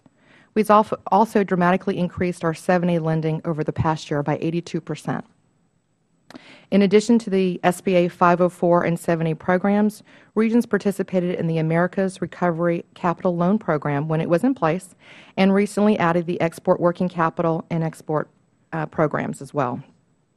We intend to implement the newly named Working Capital Capline program in the first quarter of 2012, and we are strongly considering the Contract Capline program as well. So what can be done to make things better? The loan enhancements provided under last year's Small Business Jobs Act allowed the SBA to raise the guarantee on its 7A and waive certain fees on both 7A and 504 loans. While in effect, these provisions had a tremendous impact on the ability of banks and small businesses to utilize these important programs. As an example of this effectiveness, in the fourth quarter of 2010, Regions' application trends and approval trends increased by more than 25% over the prior quarter. Also, the Small Business Jobs Act's permanent increase in 7A and 504 limits from $2 million to $5 million, and its permanent increase in micro loan limits from $35,000 to $50,000 have been helpful. However, the Act only temporarily increased the cap on SBA Express loans, a subprogram of 7A, from $350,000 to $1 million, in order to expand access to much-needed working capital. A further streamlined 7A loan process would help borrowers attain loans more easily. The SBA has done a good job in enhancing this process in many ways, but there are relatively easy-to-implement adjustments that could be made to the 7A loan process that would expedite originations of small business loans. For example, allowing financial institutions to use their own application and notes for all SBA loans would be helpful. The SBA currently allows lenders to use their own notes and credit policies on express loans, which has greatly improved that process. Effective SBA lender oversight is another crucial area of concern. While there needs to be strong and consistent lender scrutiny, fluctuating economic conditions often call for flexibility. Overall, CBA's members have all reported increased efforts to help small business access capital. Many CBA members have hired new small business bankers, initiated second-look programs to ensure that every possible loan is being made, and incorporated other initiatives to improve delivery of SBA programs. I could cite many good outcomes for SBA programs, but as we look forward, CBA encourages Congress to monitor the SBA guarantee levels. It is also important that they have the funding and authorization necessary to continue to work with the private sector in financing American small businesses. In conclusion, we support improvements in the SBA loan structure, but there is also a need for greater certainty in SBA programs, especially during these difficult economic times. CBA looks forward to working with this committee and the SBA to improve lending to small businesses. Thank you for the opportunity to appear before the committee to discuss the SBA and the current state of small business lending. I would be happy to address any questions you may have. Thank you, Ms. Steed. Our next witness here today is Sally Robertson, President and Chief Executive Officer of Business Finance Group, a community development company located in Fairfax, Virginia. Ms. Robertson is testifying today on behalf of the National Association of Development Companies. She has served Business Finance Group as President and CEO for 15 years. She's also been involved in several CDC industry organizations and serves Vice Chair of the Board of Directors of the National Association of Development Companies. Thank you for being here. Thank you very much. Again, my name is Sally Robertson, President of Business Finance Group in Fairfax, Virginia. We're a nonprofit certified development company, and I also serve as Vice Chair of the National Association of Development Companies. I'm very pleased to provide comments regarding the niche filled by the 504 program for small businesses seeking long-term capital to grow and create jobs. Successful small businesses are innovators who often buck the trend in order to realize a market advantage. Many small businesses are now ready to take that next growth step, but banks are constrained by the impact of losses on their capital, and they face regulatory criticism for their real estate and small business lending. As the need for new long-term capital increases, conventional sources of financing are less available. What's the real impact? Without capital, even successful businesses cannot grow. Capital is the grease that enables businesses to grow and add new jobs. Without new jobs, America cannot pull itself out of this jobless recovery. As you all know, 504 is a leverage program that incentivizes banks to lend small businesses by sharing the risk of a long-term loan. Small business owners benefit from a 20-year loan and an attractive 20-year fixed rate, along with terms that allow them to preserve cash flow for growth. With short-term deposits as their source of funds, banks cannot offer those same terms to small businesses. But as a participant in the 504 project, banks are able to offer a low-risk conventional loan that provides a return to their stockholders. The 504 program is an excellent match of the private sector and public sector working together to provide capital for growing small businesses. Best of all, 504 projects create new jobs and save jobs in communities across the country. The 504 program is the most successful economic development financing program provided by the federal government. A study completed by California State University 3 years ago demonstrated that in just a 2-year period, 504 loans directly created 54,000 new jobs and indirectly led to another 66,000 jobs.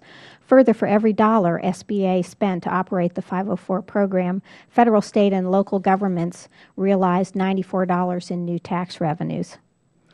We'd like to note that NADCO supports effective SBA oversight, and we applaud SBA's steps to improve those functions. SBA is currently staffing senior managers for the Office of Credit Risk Management, and we encourage SBA to rethink its oversight systems. Today, SBA has 2 different 504 portfolio oversight systems operated by 2 different departments. Not surprisingly, these sometimes come up with different reviews of CDC loan performance. We encourage SBA to move towards a single portfolio monitoring system, establishing firm boundaries, making the rules clear, and providing consistent oversight will lead to a stronger lending process that reaches program needs, yet curbs abuses. During the recent recession, the 504 program saw dramatic increases in defaults over historical levels. What the statistics, however, don't show are the small businesses that were saved. With troubled debt restructuring rules, banks are very inflexible in workout situations. However, the CDCs and SBA have some flexibility with the second trust.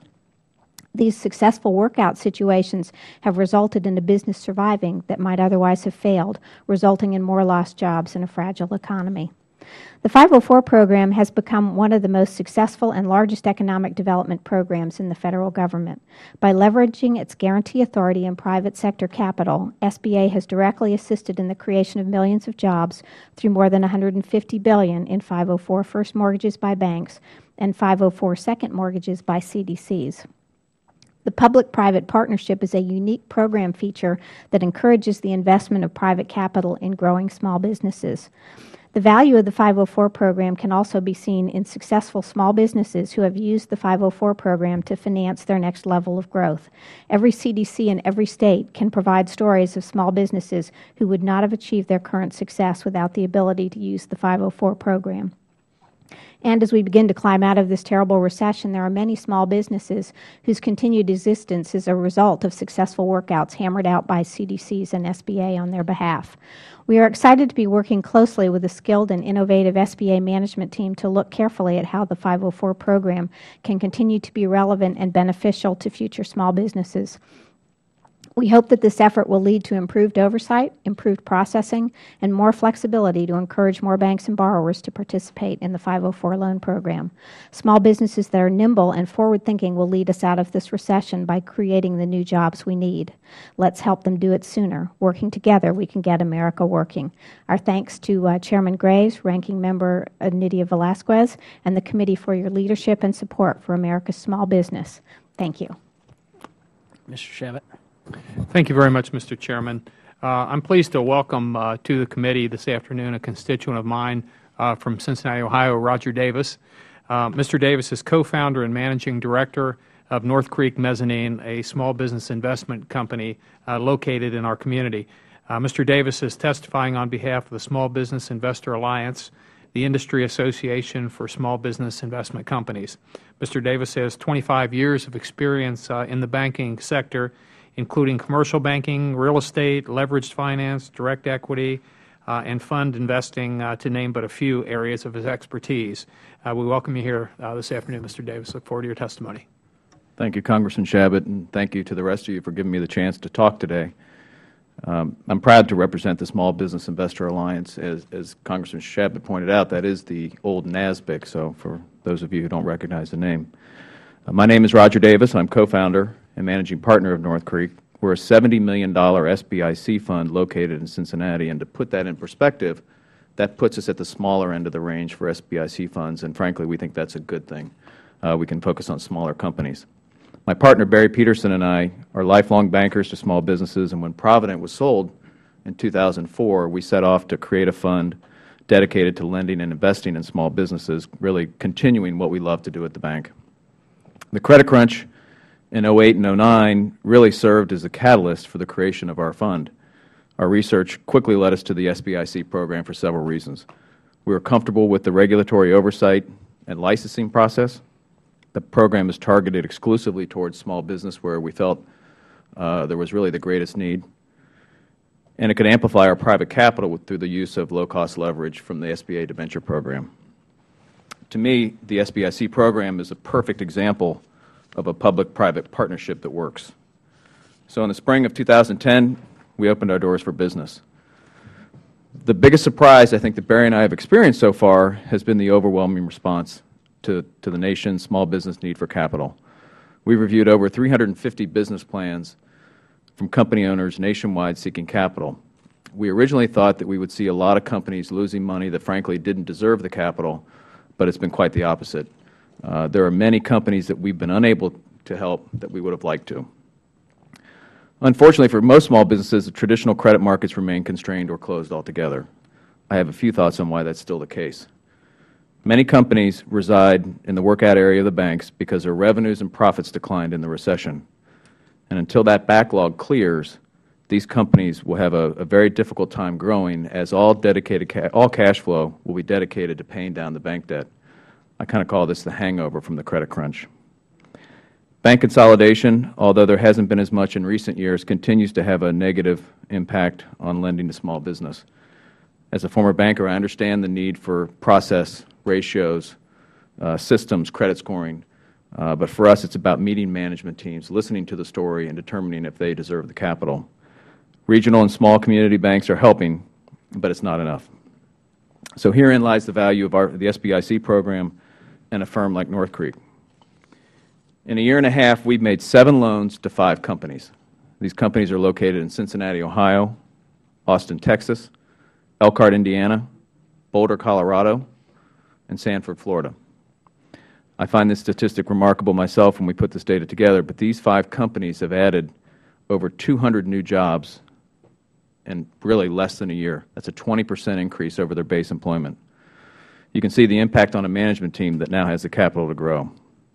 If Todd Cleveland and Andy Nemeth of Patrick Industries in Elkhart were here, they would tell you that bank lending is still very tight. But they would thank you for the SBIC program because of the capital they've received from us. They are now in a position to grow and prosper.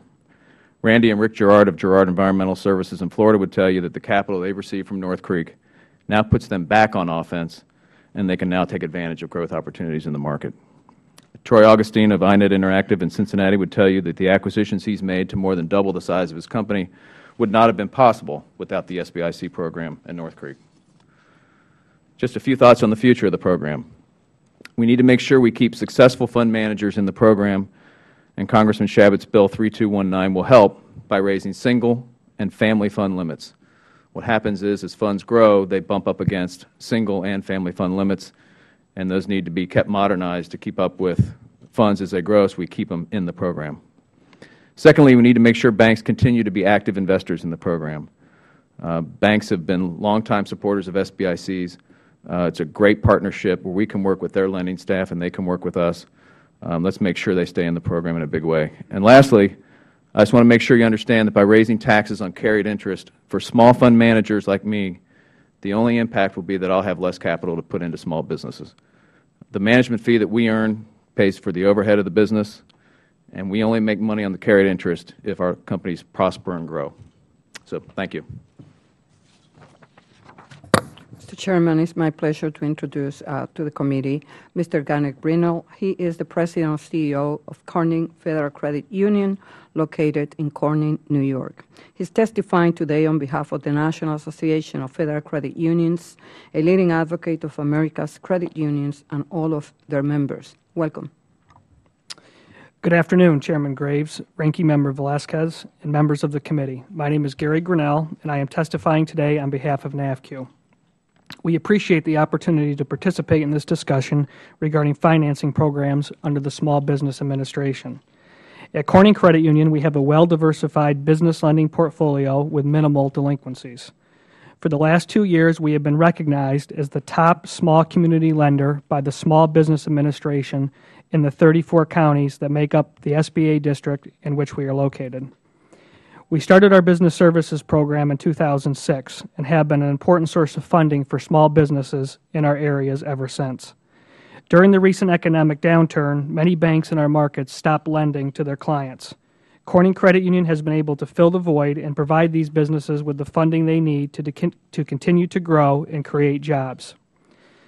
Since our SBA program's inception, we have made 71 SBA loans totaling over $8.2 million.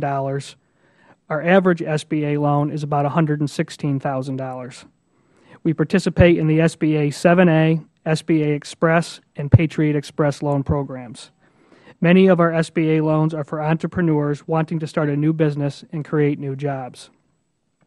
A 2011 study commissioned by the SBA indicated that credit union small business lending has increased in terms of the percentage of their assets both before and during the recent financial crisis, while bank small business lending has decreased. This demonstrates that credit unions continue to meet the capital needs of their business members even during the most difficult times. Unfortunately, when Congress passed the Credit Union Member Access Act in 1998, it put in place an artificial cap on the ability of credit unions to offer member business loans. It should be noted that the non-guaranteed portions of SBA loans count toward this arbitrary cap. At Corning Credit Union, we are approaching the cap and expect to reach it next year. This would ultimately impact our ability to make member business loans, including SBA loans, to the small businesses we serve. Fortunately, there is bipartisan legislation in the form of H.R. 1418, the Small Business Lending Enhancement Act, pending before the Financial Services Committee that would address this issue. We urge committee members to support this important bill. Some NAFCU members tell us that they have scaled back on the number of small SBA loans as a response to comments arising from SBA examinations. These credit unions feel that the SBA's lender evaluation and scoring process disadvantages those that make a number of small, lesser collateralized loans as it compares them with those institutions making large, fully collateralized loans in their evaluations and scoring. If this type of evaluation process is not changed, it may eventually drive a number of small loans from lenders' portfolios. NAFCU members have requested that the SBA address this deficiency, and we hope that the Small Business Committee will be able to help as well. At Corning Credit Union, we are an approved SBA lender. We are fortunate that we have hired an experienced SBA lending officer with knowledge of the system to help run our program. Still, one of the hurdles that we see is that our local SBA 7A loan applications are sent off to national offices for review by underwriters who do not understand our local economy. This impersonal step adds time to the approval process for the small business owner. Furthermore, the lack of having local SBA underwriters to interact with may discourage those lenders who do not have the expertise we do on their staff. This makes it harder for those institutions that may want to do SBA loans, but would only have limited volume that doesn't justify hiring an in-house SBA expert. As a result, some credit unions in this situation may opt not to get involved in SBA lending at all. There is a way that this concern can be addressed. NAFCU supports the reintroduction of the Credit Union Small Business Lending Act. This bill would make it easier for credit unions to become more involved in SBA lending and open the door to more access to credit for those small businesses and communities served by credit unions. In conclusion, small businesses are the driving force of our economy and the key to its success. The ability for them to borrow and have improved access to capital is vital for job creation. While the SBA's financing programs are providing much-needed opportunities to businesses, there are still obstacles withholding the programs from their full potential. We are confident this committee will do what is necessary to ensure that these programs are successful. Thank you for the opportunity to testify before you here today. I would welcome any questions that you may have. Thank you to all our witnesses, and I have one question for each of you, actually. Out of curiosity, how responsive is the SBA if you come to them with problems within the programs? How responsive are they to trying to rectify those, and are they very open for for suggestion, for criticism? Steve? I'll start. I would say that the SBA is more receptive today, more than ever, in addressing issues the community faces for lending. An example would be the rewriting of the 504 refinance provision we talked about earlier. That will have a dramatic effect on a lot of these small businesses who have conventional loans that are ballooning, and it allows them to access their capital, be able to access their equity to use for capital. So anytime we've given feedback to them, they've been very responsive and very helpful. Ms. Roberts? I would certainly have to concur. The SBA has been extraordinarily responsive anytime we've gone to them with issues and concerns. It's a large agency. It may not happen as quickly as we would like, but I think they have tried their best to listen and to actually come up with workable solutions. I found them to be very responsive. I think if you talk to some people in our industry that find them to not be responsive, it's because probably something on their end. We have found them to be responsive as well. The main change that we've seen from a negative perspective is the consolidation to the national offices, as I mentioned in my report, as opposed to the local focus of where it used to be. How about when it comes to loans getting approved? And I've had people come to me and talk to me about the fact that particularly if it's a new startup, they've got construction issues in there, and it's delay in getting that loan approved, and as that delay spreads out, then their costs go up, contractor costs go up. Where is that breakdown? Is it SBA approval? Is it just requirements that you all have in the process? Because in some cases it seems to just drag on and drag on and drag on, and then you have to ask for more money or apply for more money in that loan, which creates more problems because the costs are going up. I can speak to that. We would certainly like to see the process quicker. Again, I think it goes back to trying to work with somebody out of one of the national offices who does not understand the local economy. We've seen them be less experienced people over the last couple of years, and we think that slows down the process. Sometimes it can take up to 3 to 4 weeks to get a loan approved, and if we were doing that loan in-house, it would take a couple of days. So we definitely see that as an area for improvement. Ms. Robertson? From a 504 standpoint, we are now required to provide construction bids at the time a 504 application is submitted on a construction project for approval. Commercial reasonable standard would be that construction documents are provided at the time of a construction loan closing with the bank rather than at the time of SBA approval. So that is certainly delaying the approval process and likely causing borrowers funds, not only delaying their settlement on a property, but also if contractors are charging them fees for those kinds of things, they're having to pay those in advance of having a loan approval. Ms. Vasquez? Thank you, Mr. Chairman. Ms. Steed, you heard a lot of the members here asking questions to the administrator regarding the need to have more smaller loans, those defined as $150,000 or less. And since the Jobs Act increased the maximum SBA loan size to $5 million, the percentage of smaller loans has declined from 17% of total lending dollars in 2009 to just 8% in 2011. And the administrator, when I asked why this is happening, she said that banks are not making those smaller loans. My question to you is why? Well, I can't speak for all banks. I can only speak for my bank and the members that I sit on with the Small Business Committee with the CBA, and we're not finding it difficult to fund those customers. It's an opportunity that we have through our 7A and our Express programs. It's a core program we already have in play today. We also have the Small Loan Advantage. We do not participate in that one separately at Regions because we have the core programs that accomplish the same thing.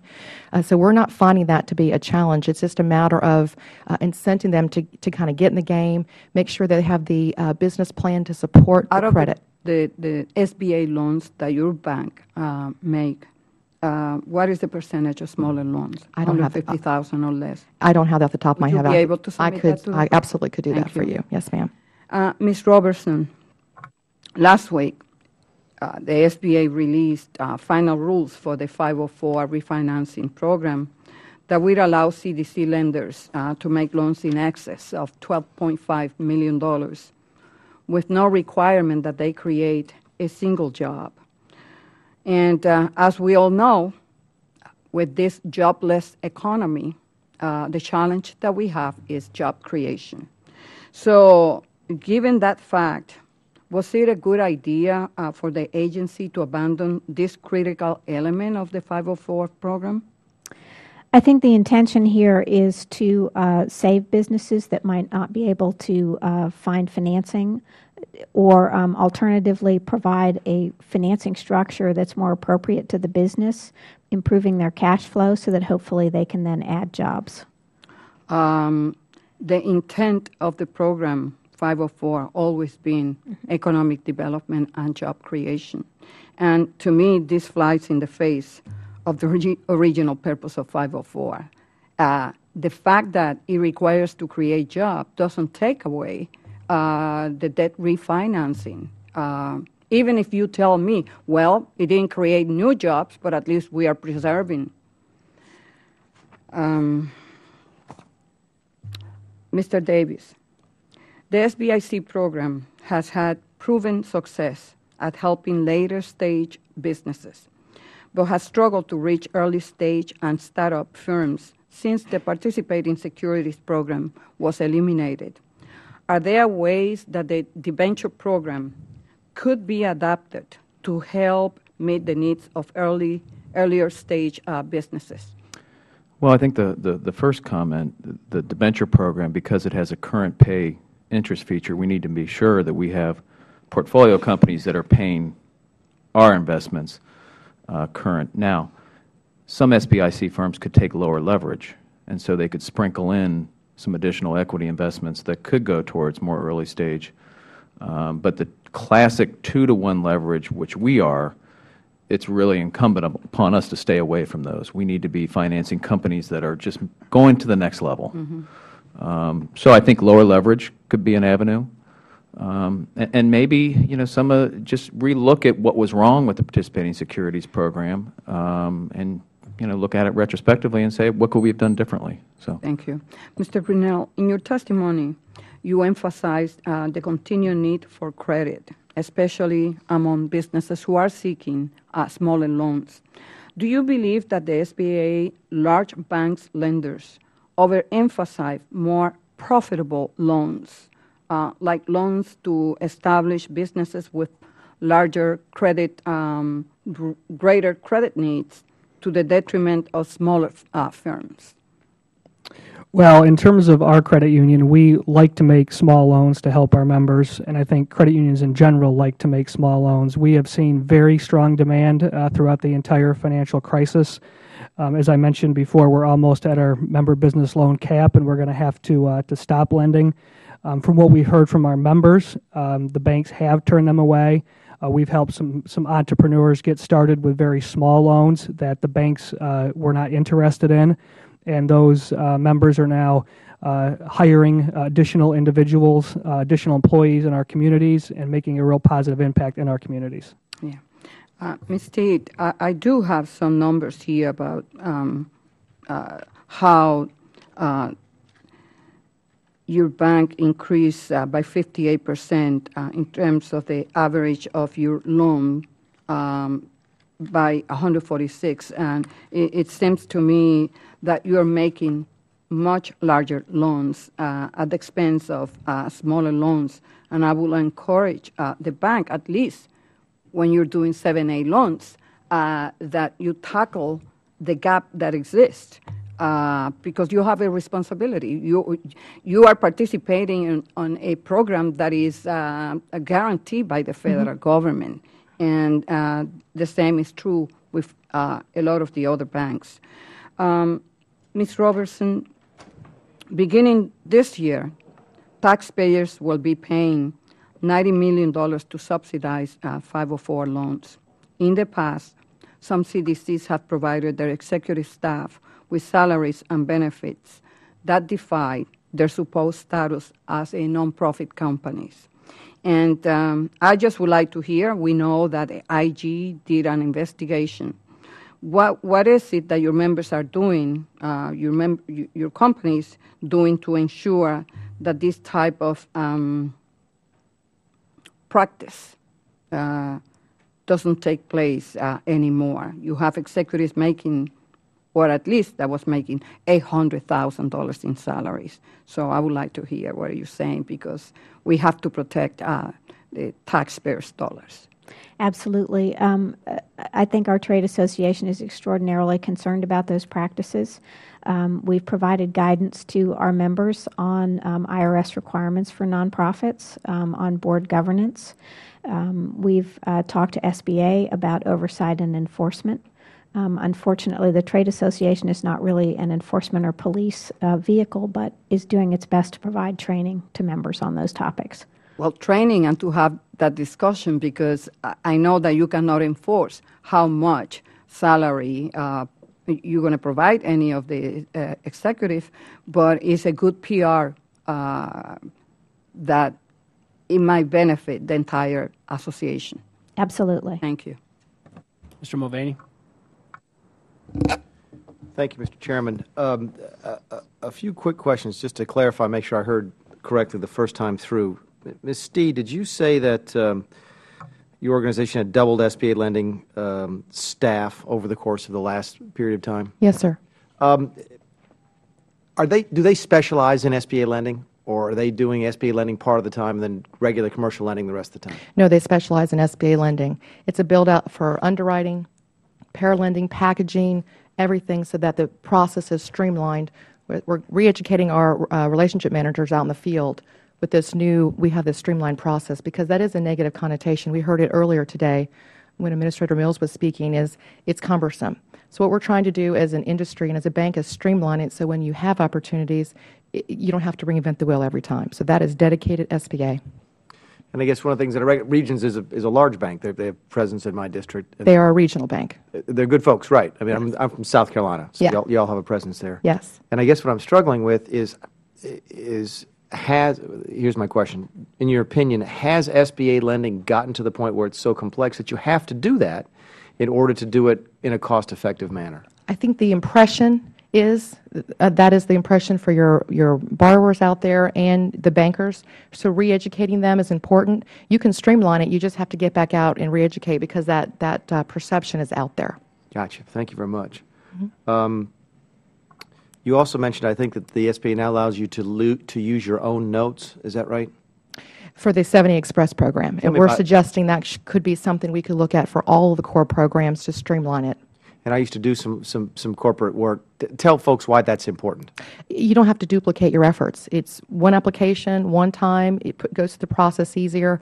When you have extra documentation from the SBA side, you seem to be duplicating your efforts. And this just makes it very, very convenient, very fast, and you get on to getting that loan funded. And the standardization, or them allowing you to use your own documentation, which is absolutely critical. Is it just in 7A, or are you seeing it in other programs as well? Right now, I believe it's just 7A Express, and we're trying to get that broadened. We're making that suggestion.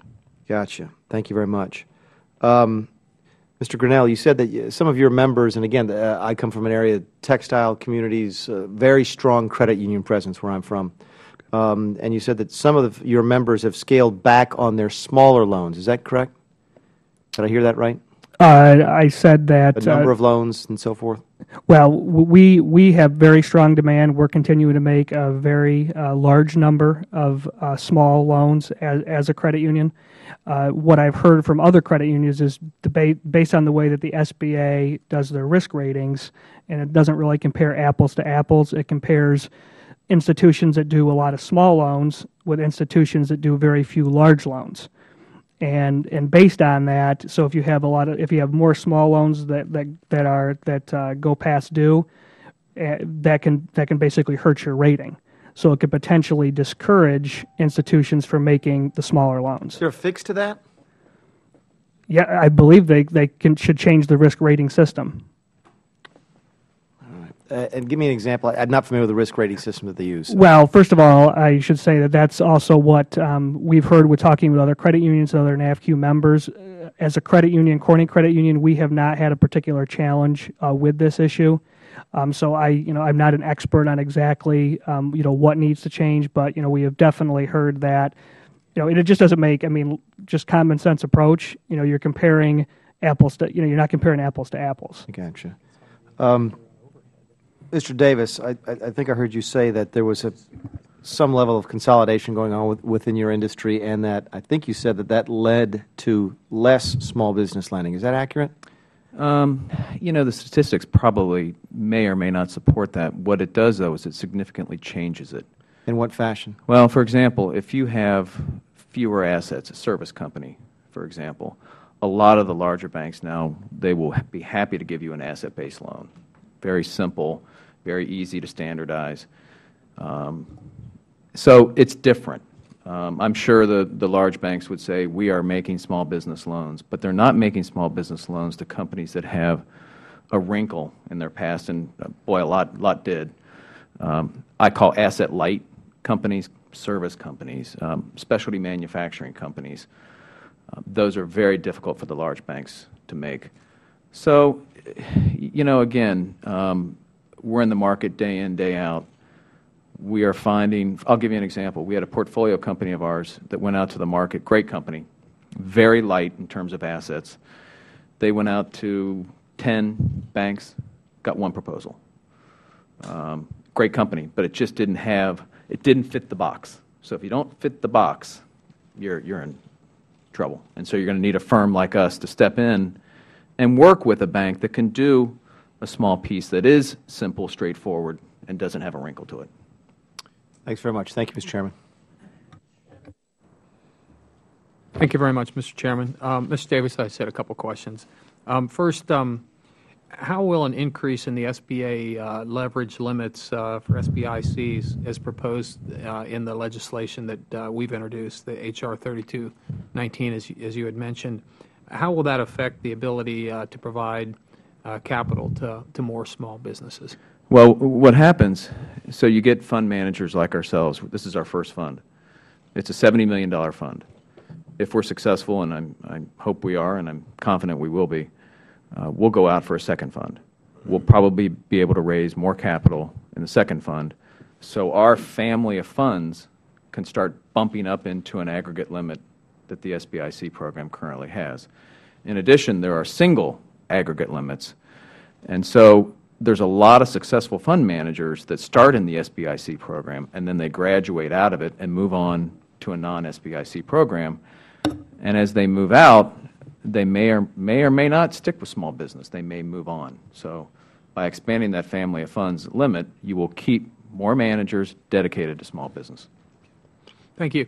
And you had mentioned, I think you have $70 million of available funds, and I think you had 7 loans out to 5 companies. How much of the 70, for example, would you have used up in those loans, approximately? $12.3 million. So we're making, again, we're on the small end of the range for SBICs, and I think that's a really good thing, especially for our market. There's a lot of small business owners that don't need $10 million or $20 million. We're making, our average loan size is about $1.8 million, and we've got a $500,000 loan. It was our first loan. It turned out to be a great loan. The company now has made 2 subsequent acquisitions, and they've doubled the number of employees they have. So that's great. Now, as far as the, I think you said you had about 350 companies that you had looked at. Correct. Those were actually applications that they'd gone through the process, or is that what it was, basically? Yeah, we manage a pipeline database, so every transaction that we evaluate is logged and entered. So we will have received information on the company. If we just get a phone call and it's not a fit, we don't enter it into the pipeline. So I think we put in our business plan to the SBA that we would review 200, 250 business plans in a year, and it's almost double that. Okay. And the other interesting part is we thought we would get a lot of just no right out of the gate, but we're not seeing that. Right. We're seeing a lot of companies that are making money, that have a business, that deserve capital. Now, we pick and choose the ones we think are best for our fund, but we're seeing a high percentage of very viable candidates. What were the other ones missing or wanting? If there were only 7 loans and you had, 350 applications, and they were good, what? It just may be the structure. It may be the business. Again, we've got private investors, so our job is to take the best of what we see, and we do that. It could be we lost it to a competitor. Somebody else saw it differently than we did and was willing to price it differently. There's a whole host of, we have some bias. We've been in this industry a long time, so I've seen certain industries be good candidates for loans and some be not quite so good candidates for loans, and so we make that distinction as well. Okay, thank you. This is a little broader question, and I'd be happy to anybody who might want to take this one on. There's been a lot of talk lately, whether it's the President's jobs bill or talk that was related to the debt ceiling debate that occurred last summer, and various things about increasing taxes in one capacity or another on investors, or the top 1% are paying their fair share, but I don't think it's really the top 1% they're talking about. They're talking about a lot bigger percent of the people than that allegedly isn't paying their fair share. What effect would actually increasing taxes, especially in these economic times, what sort of effect would that, do you believe, have on the economy overall and small business investing in particular? That's actually a topic that we watch in the banking industry quite closely. We were starting to see an increase in our application volume in the summer. And then when the media started paying a lot of attention to the debt ceiling discussions that were happening, you could literally just watch the application volume just drop. And so what's happening is small business owners are tuning in to anything that creates a level of uncertainty, and they're responding to it by holding back, maybe sitting on the sidelines, not expanding, not hiring new people. They've learned to do more with less because they're just not sure of what's happening. So anything we could do to keep certainty around it, that's taxes, that's any regulations, that's anything that's coming out that creates a level of unknown, they're doing a wait and see, and that's not helping us to get them motivated to get back in the game. Okay, thank you. Anybody else, or Mr. Chairman, did they have time to answer it if anyone wants to, or are we? I would just chime in. We hear the same thing from our business members. It's just the uncertainty, whether it's taxation or regulation, and it just it puts them more on the sidelines from a borrowing expanding perspective. So we definitely hear evidence of that. Thank you very much. I yield back, Mr. Chairman. Yes, I have a question for Mr. Grinnell. You told us that your credit union hired an expert, right, on 7A? Correct. So how could we encourage other credit unions who might not have maybe the resources to hire someone to be able to participate in the SBA loan programs? Well, I think there's a couple different ways. One of them I mentioned was the increasing of the MBL cap, because credit unions can only lend up to 12.25% of their assets in business loans. So that in itself does not incent credit unions to get into the business lending game. Only about 2,200 credit unions out of 7,300 offer business loans. So that in itself would help credit unions do more SBA lending. The other would be the reintroduction and passage of the Credit Union Small Business Lending Act. There are provisions in there that are designed to encourage more SBA lending. Back to your comment about our expertise, if we did not have the expertise on staff, we would not be doing the number of SBA loans that we're doing today. We would not be winning SBA awards if we did not have that expertise on staff. It is critical because of the paperwork-intensive process. Let me ask you a question, or for you to clarify to me. The guarantee portion of SBA loans do not count against the membership cap, right? That is correct.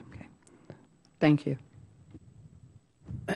With that, I want to thank all of you for participating today, and this has obviously been a very enlightening and timely hearing, as a matter of fact. But with that, I would ask unanimous consent that all members have 5 legislative days to submit statements and supporting materials for the record. And without any objection, it's so ordered. And with that, the hearing is adjourned. Thank you.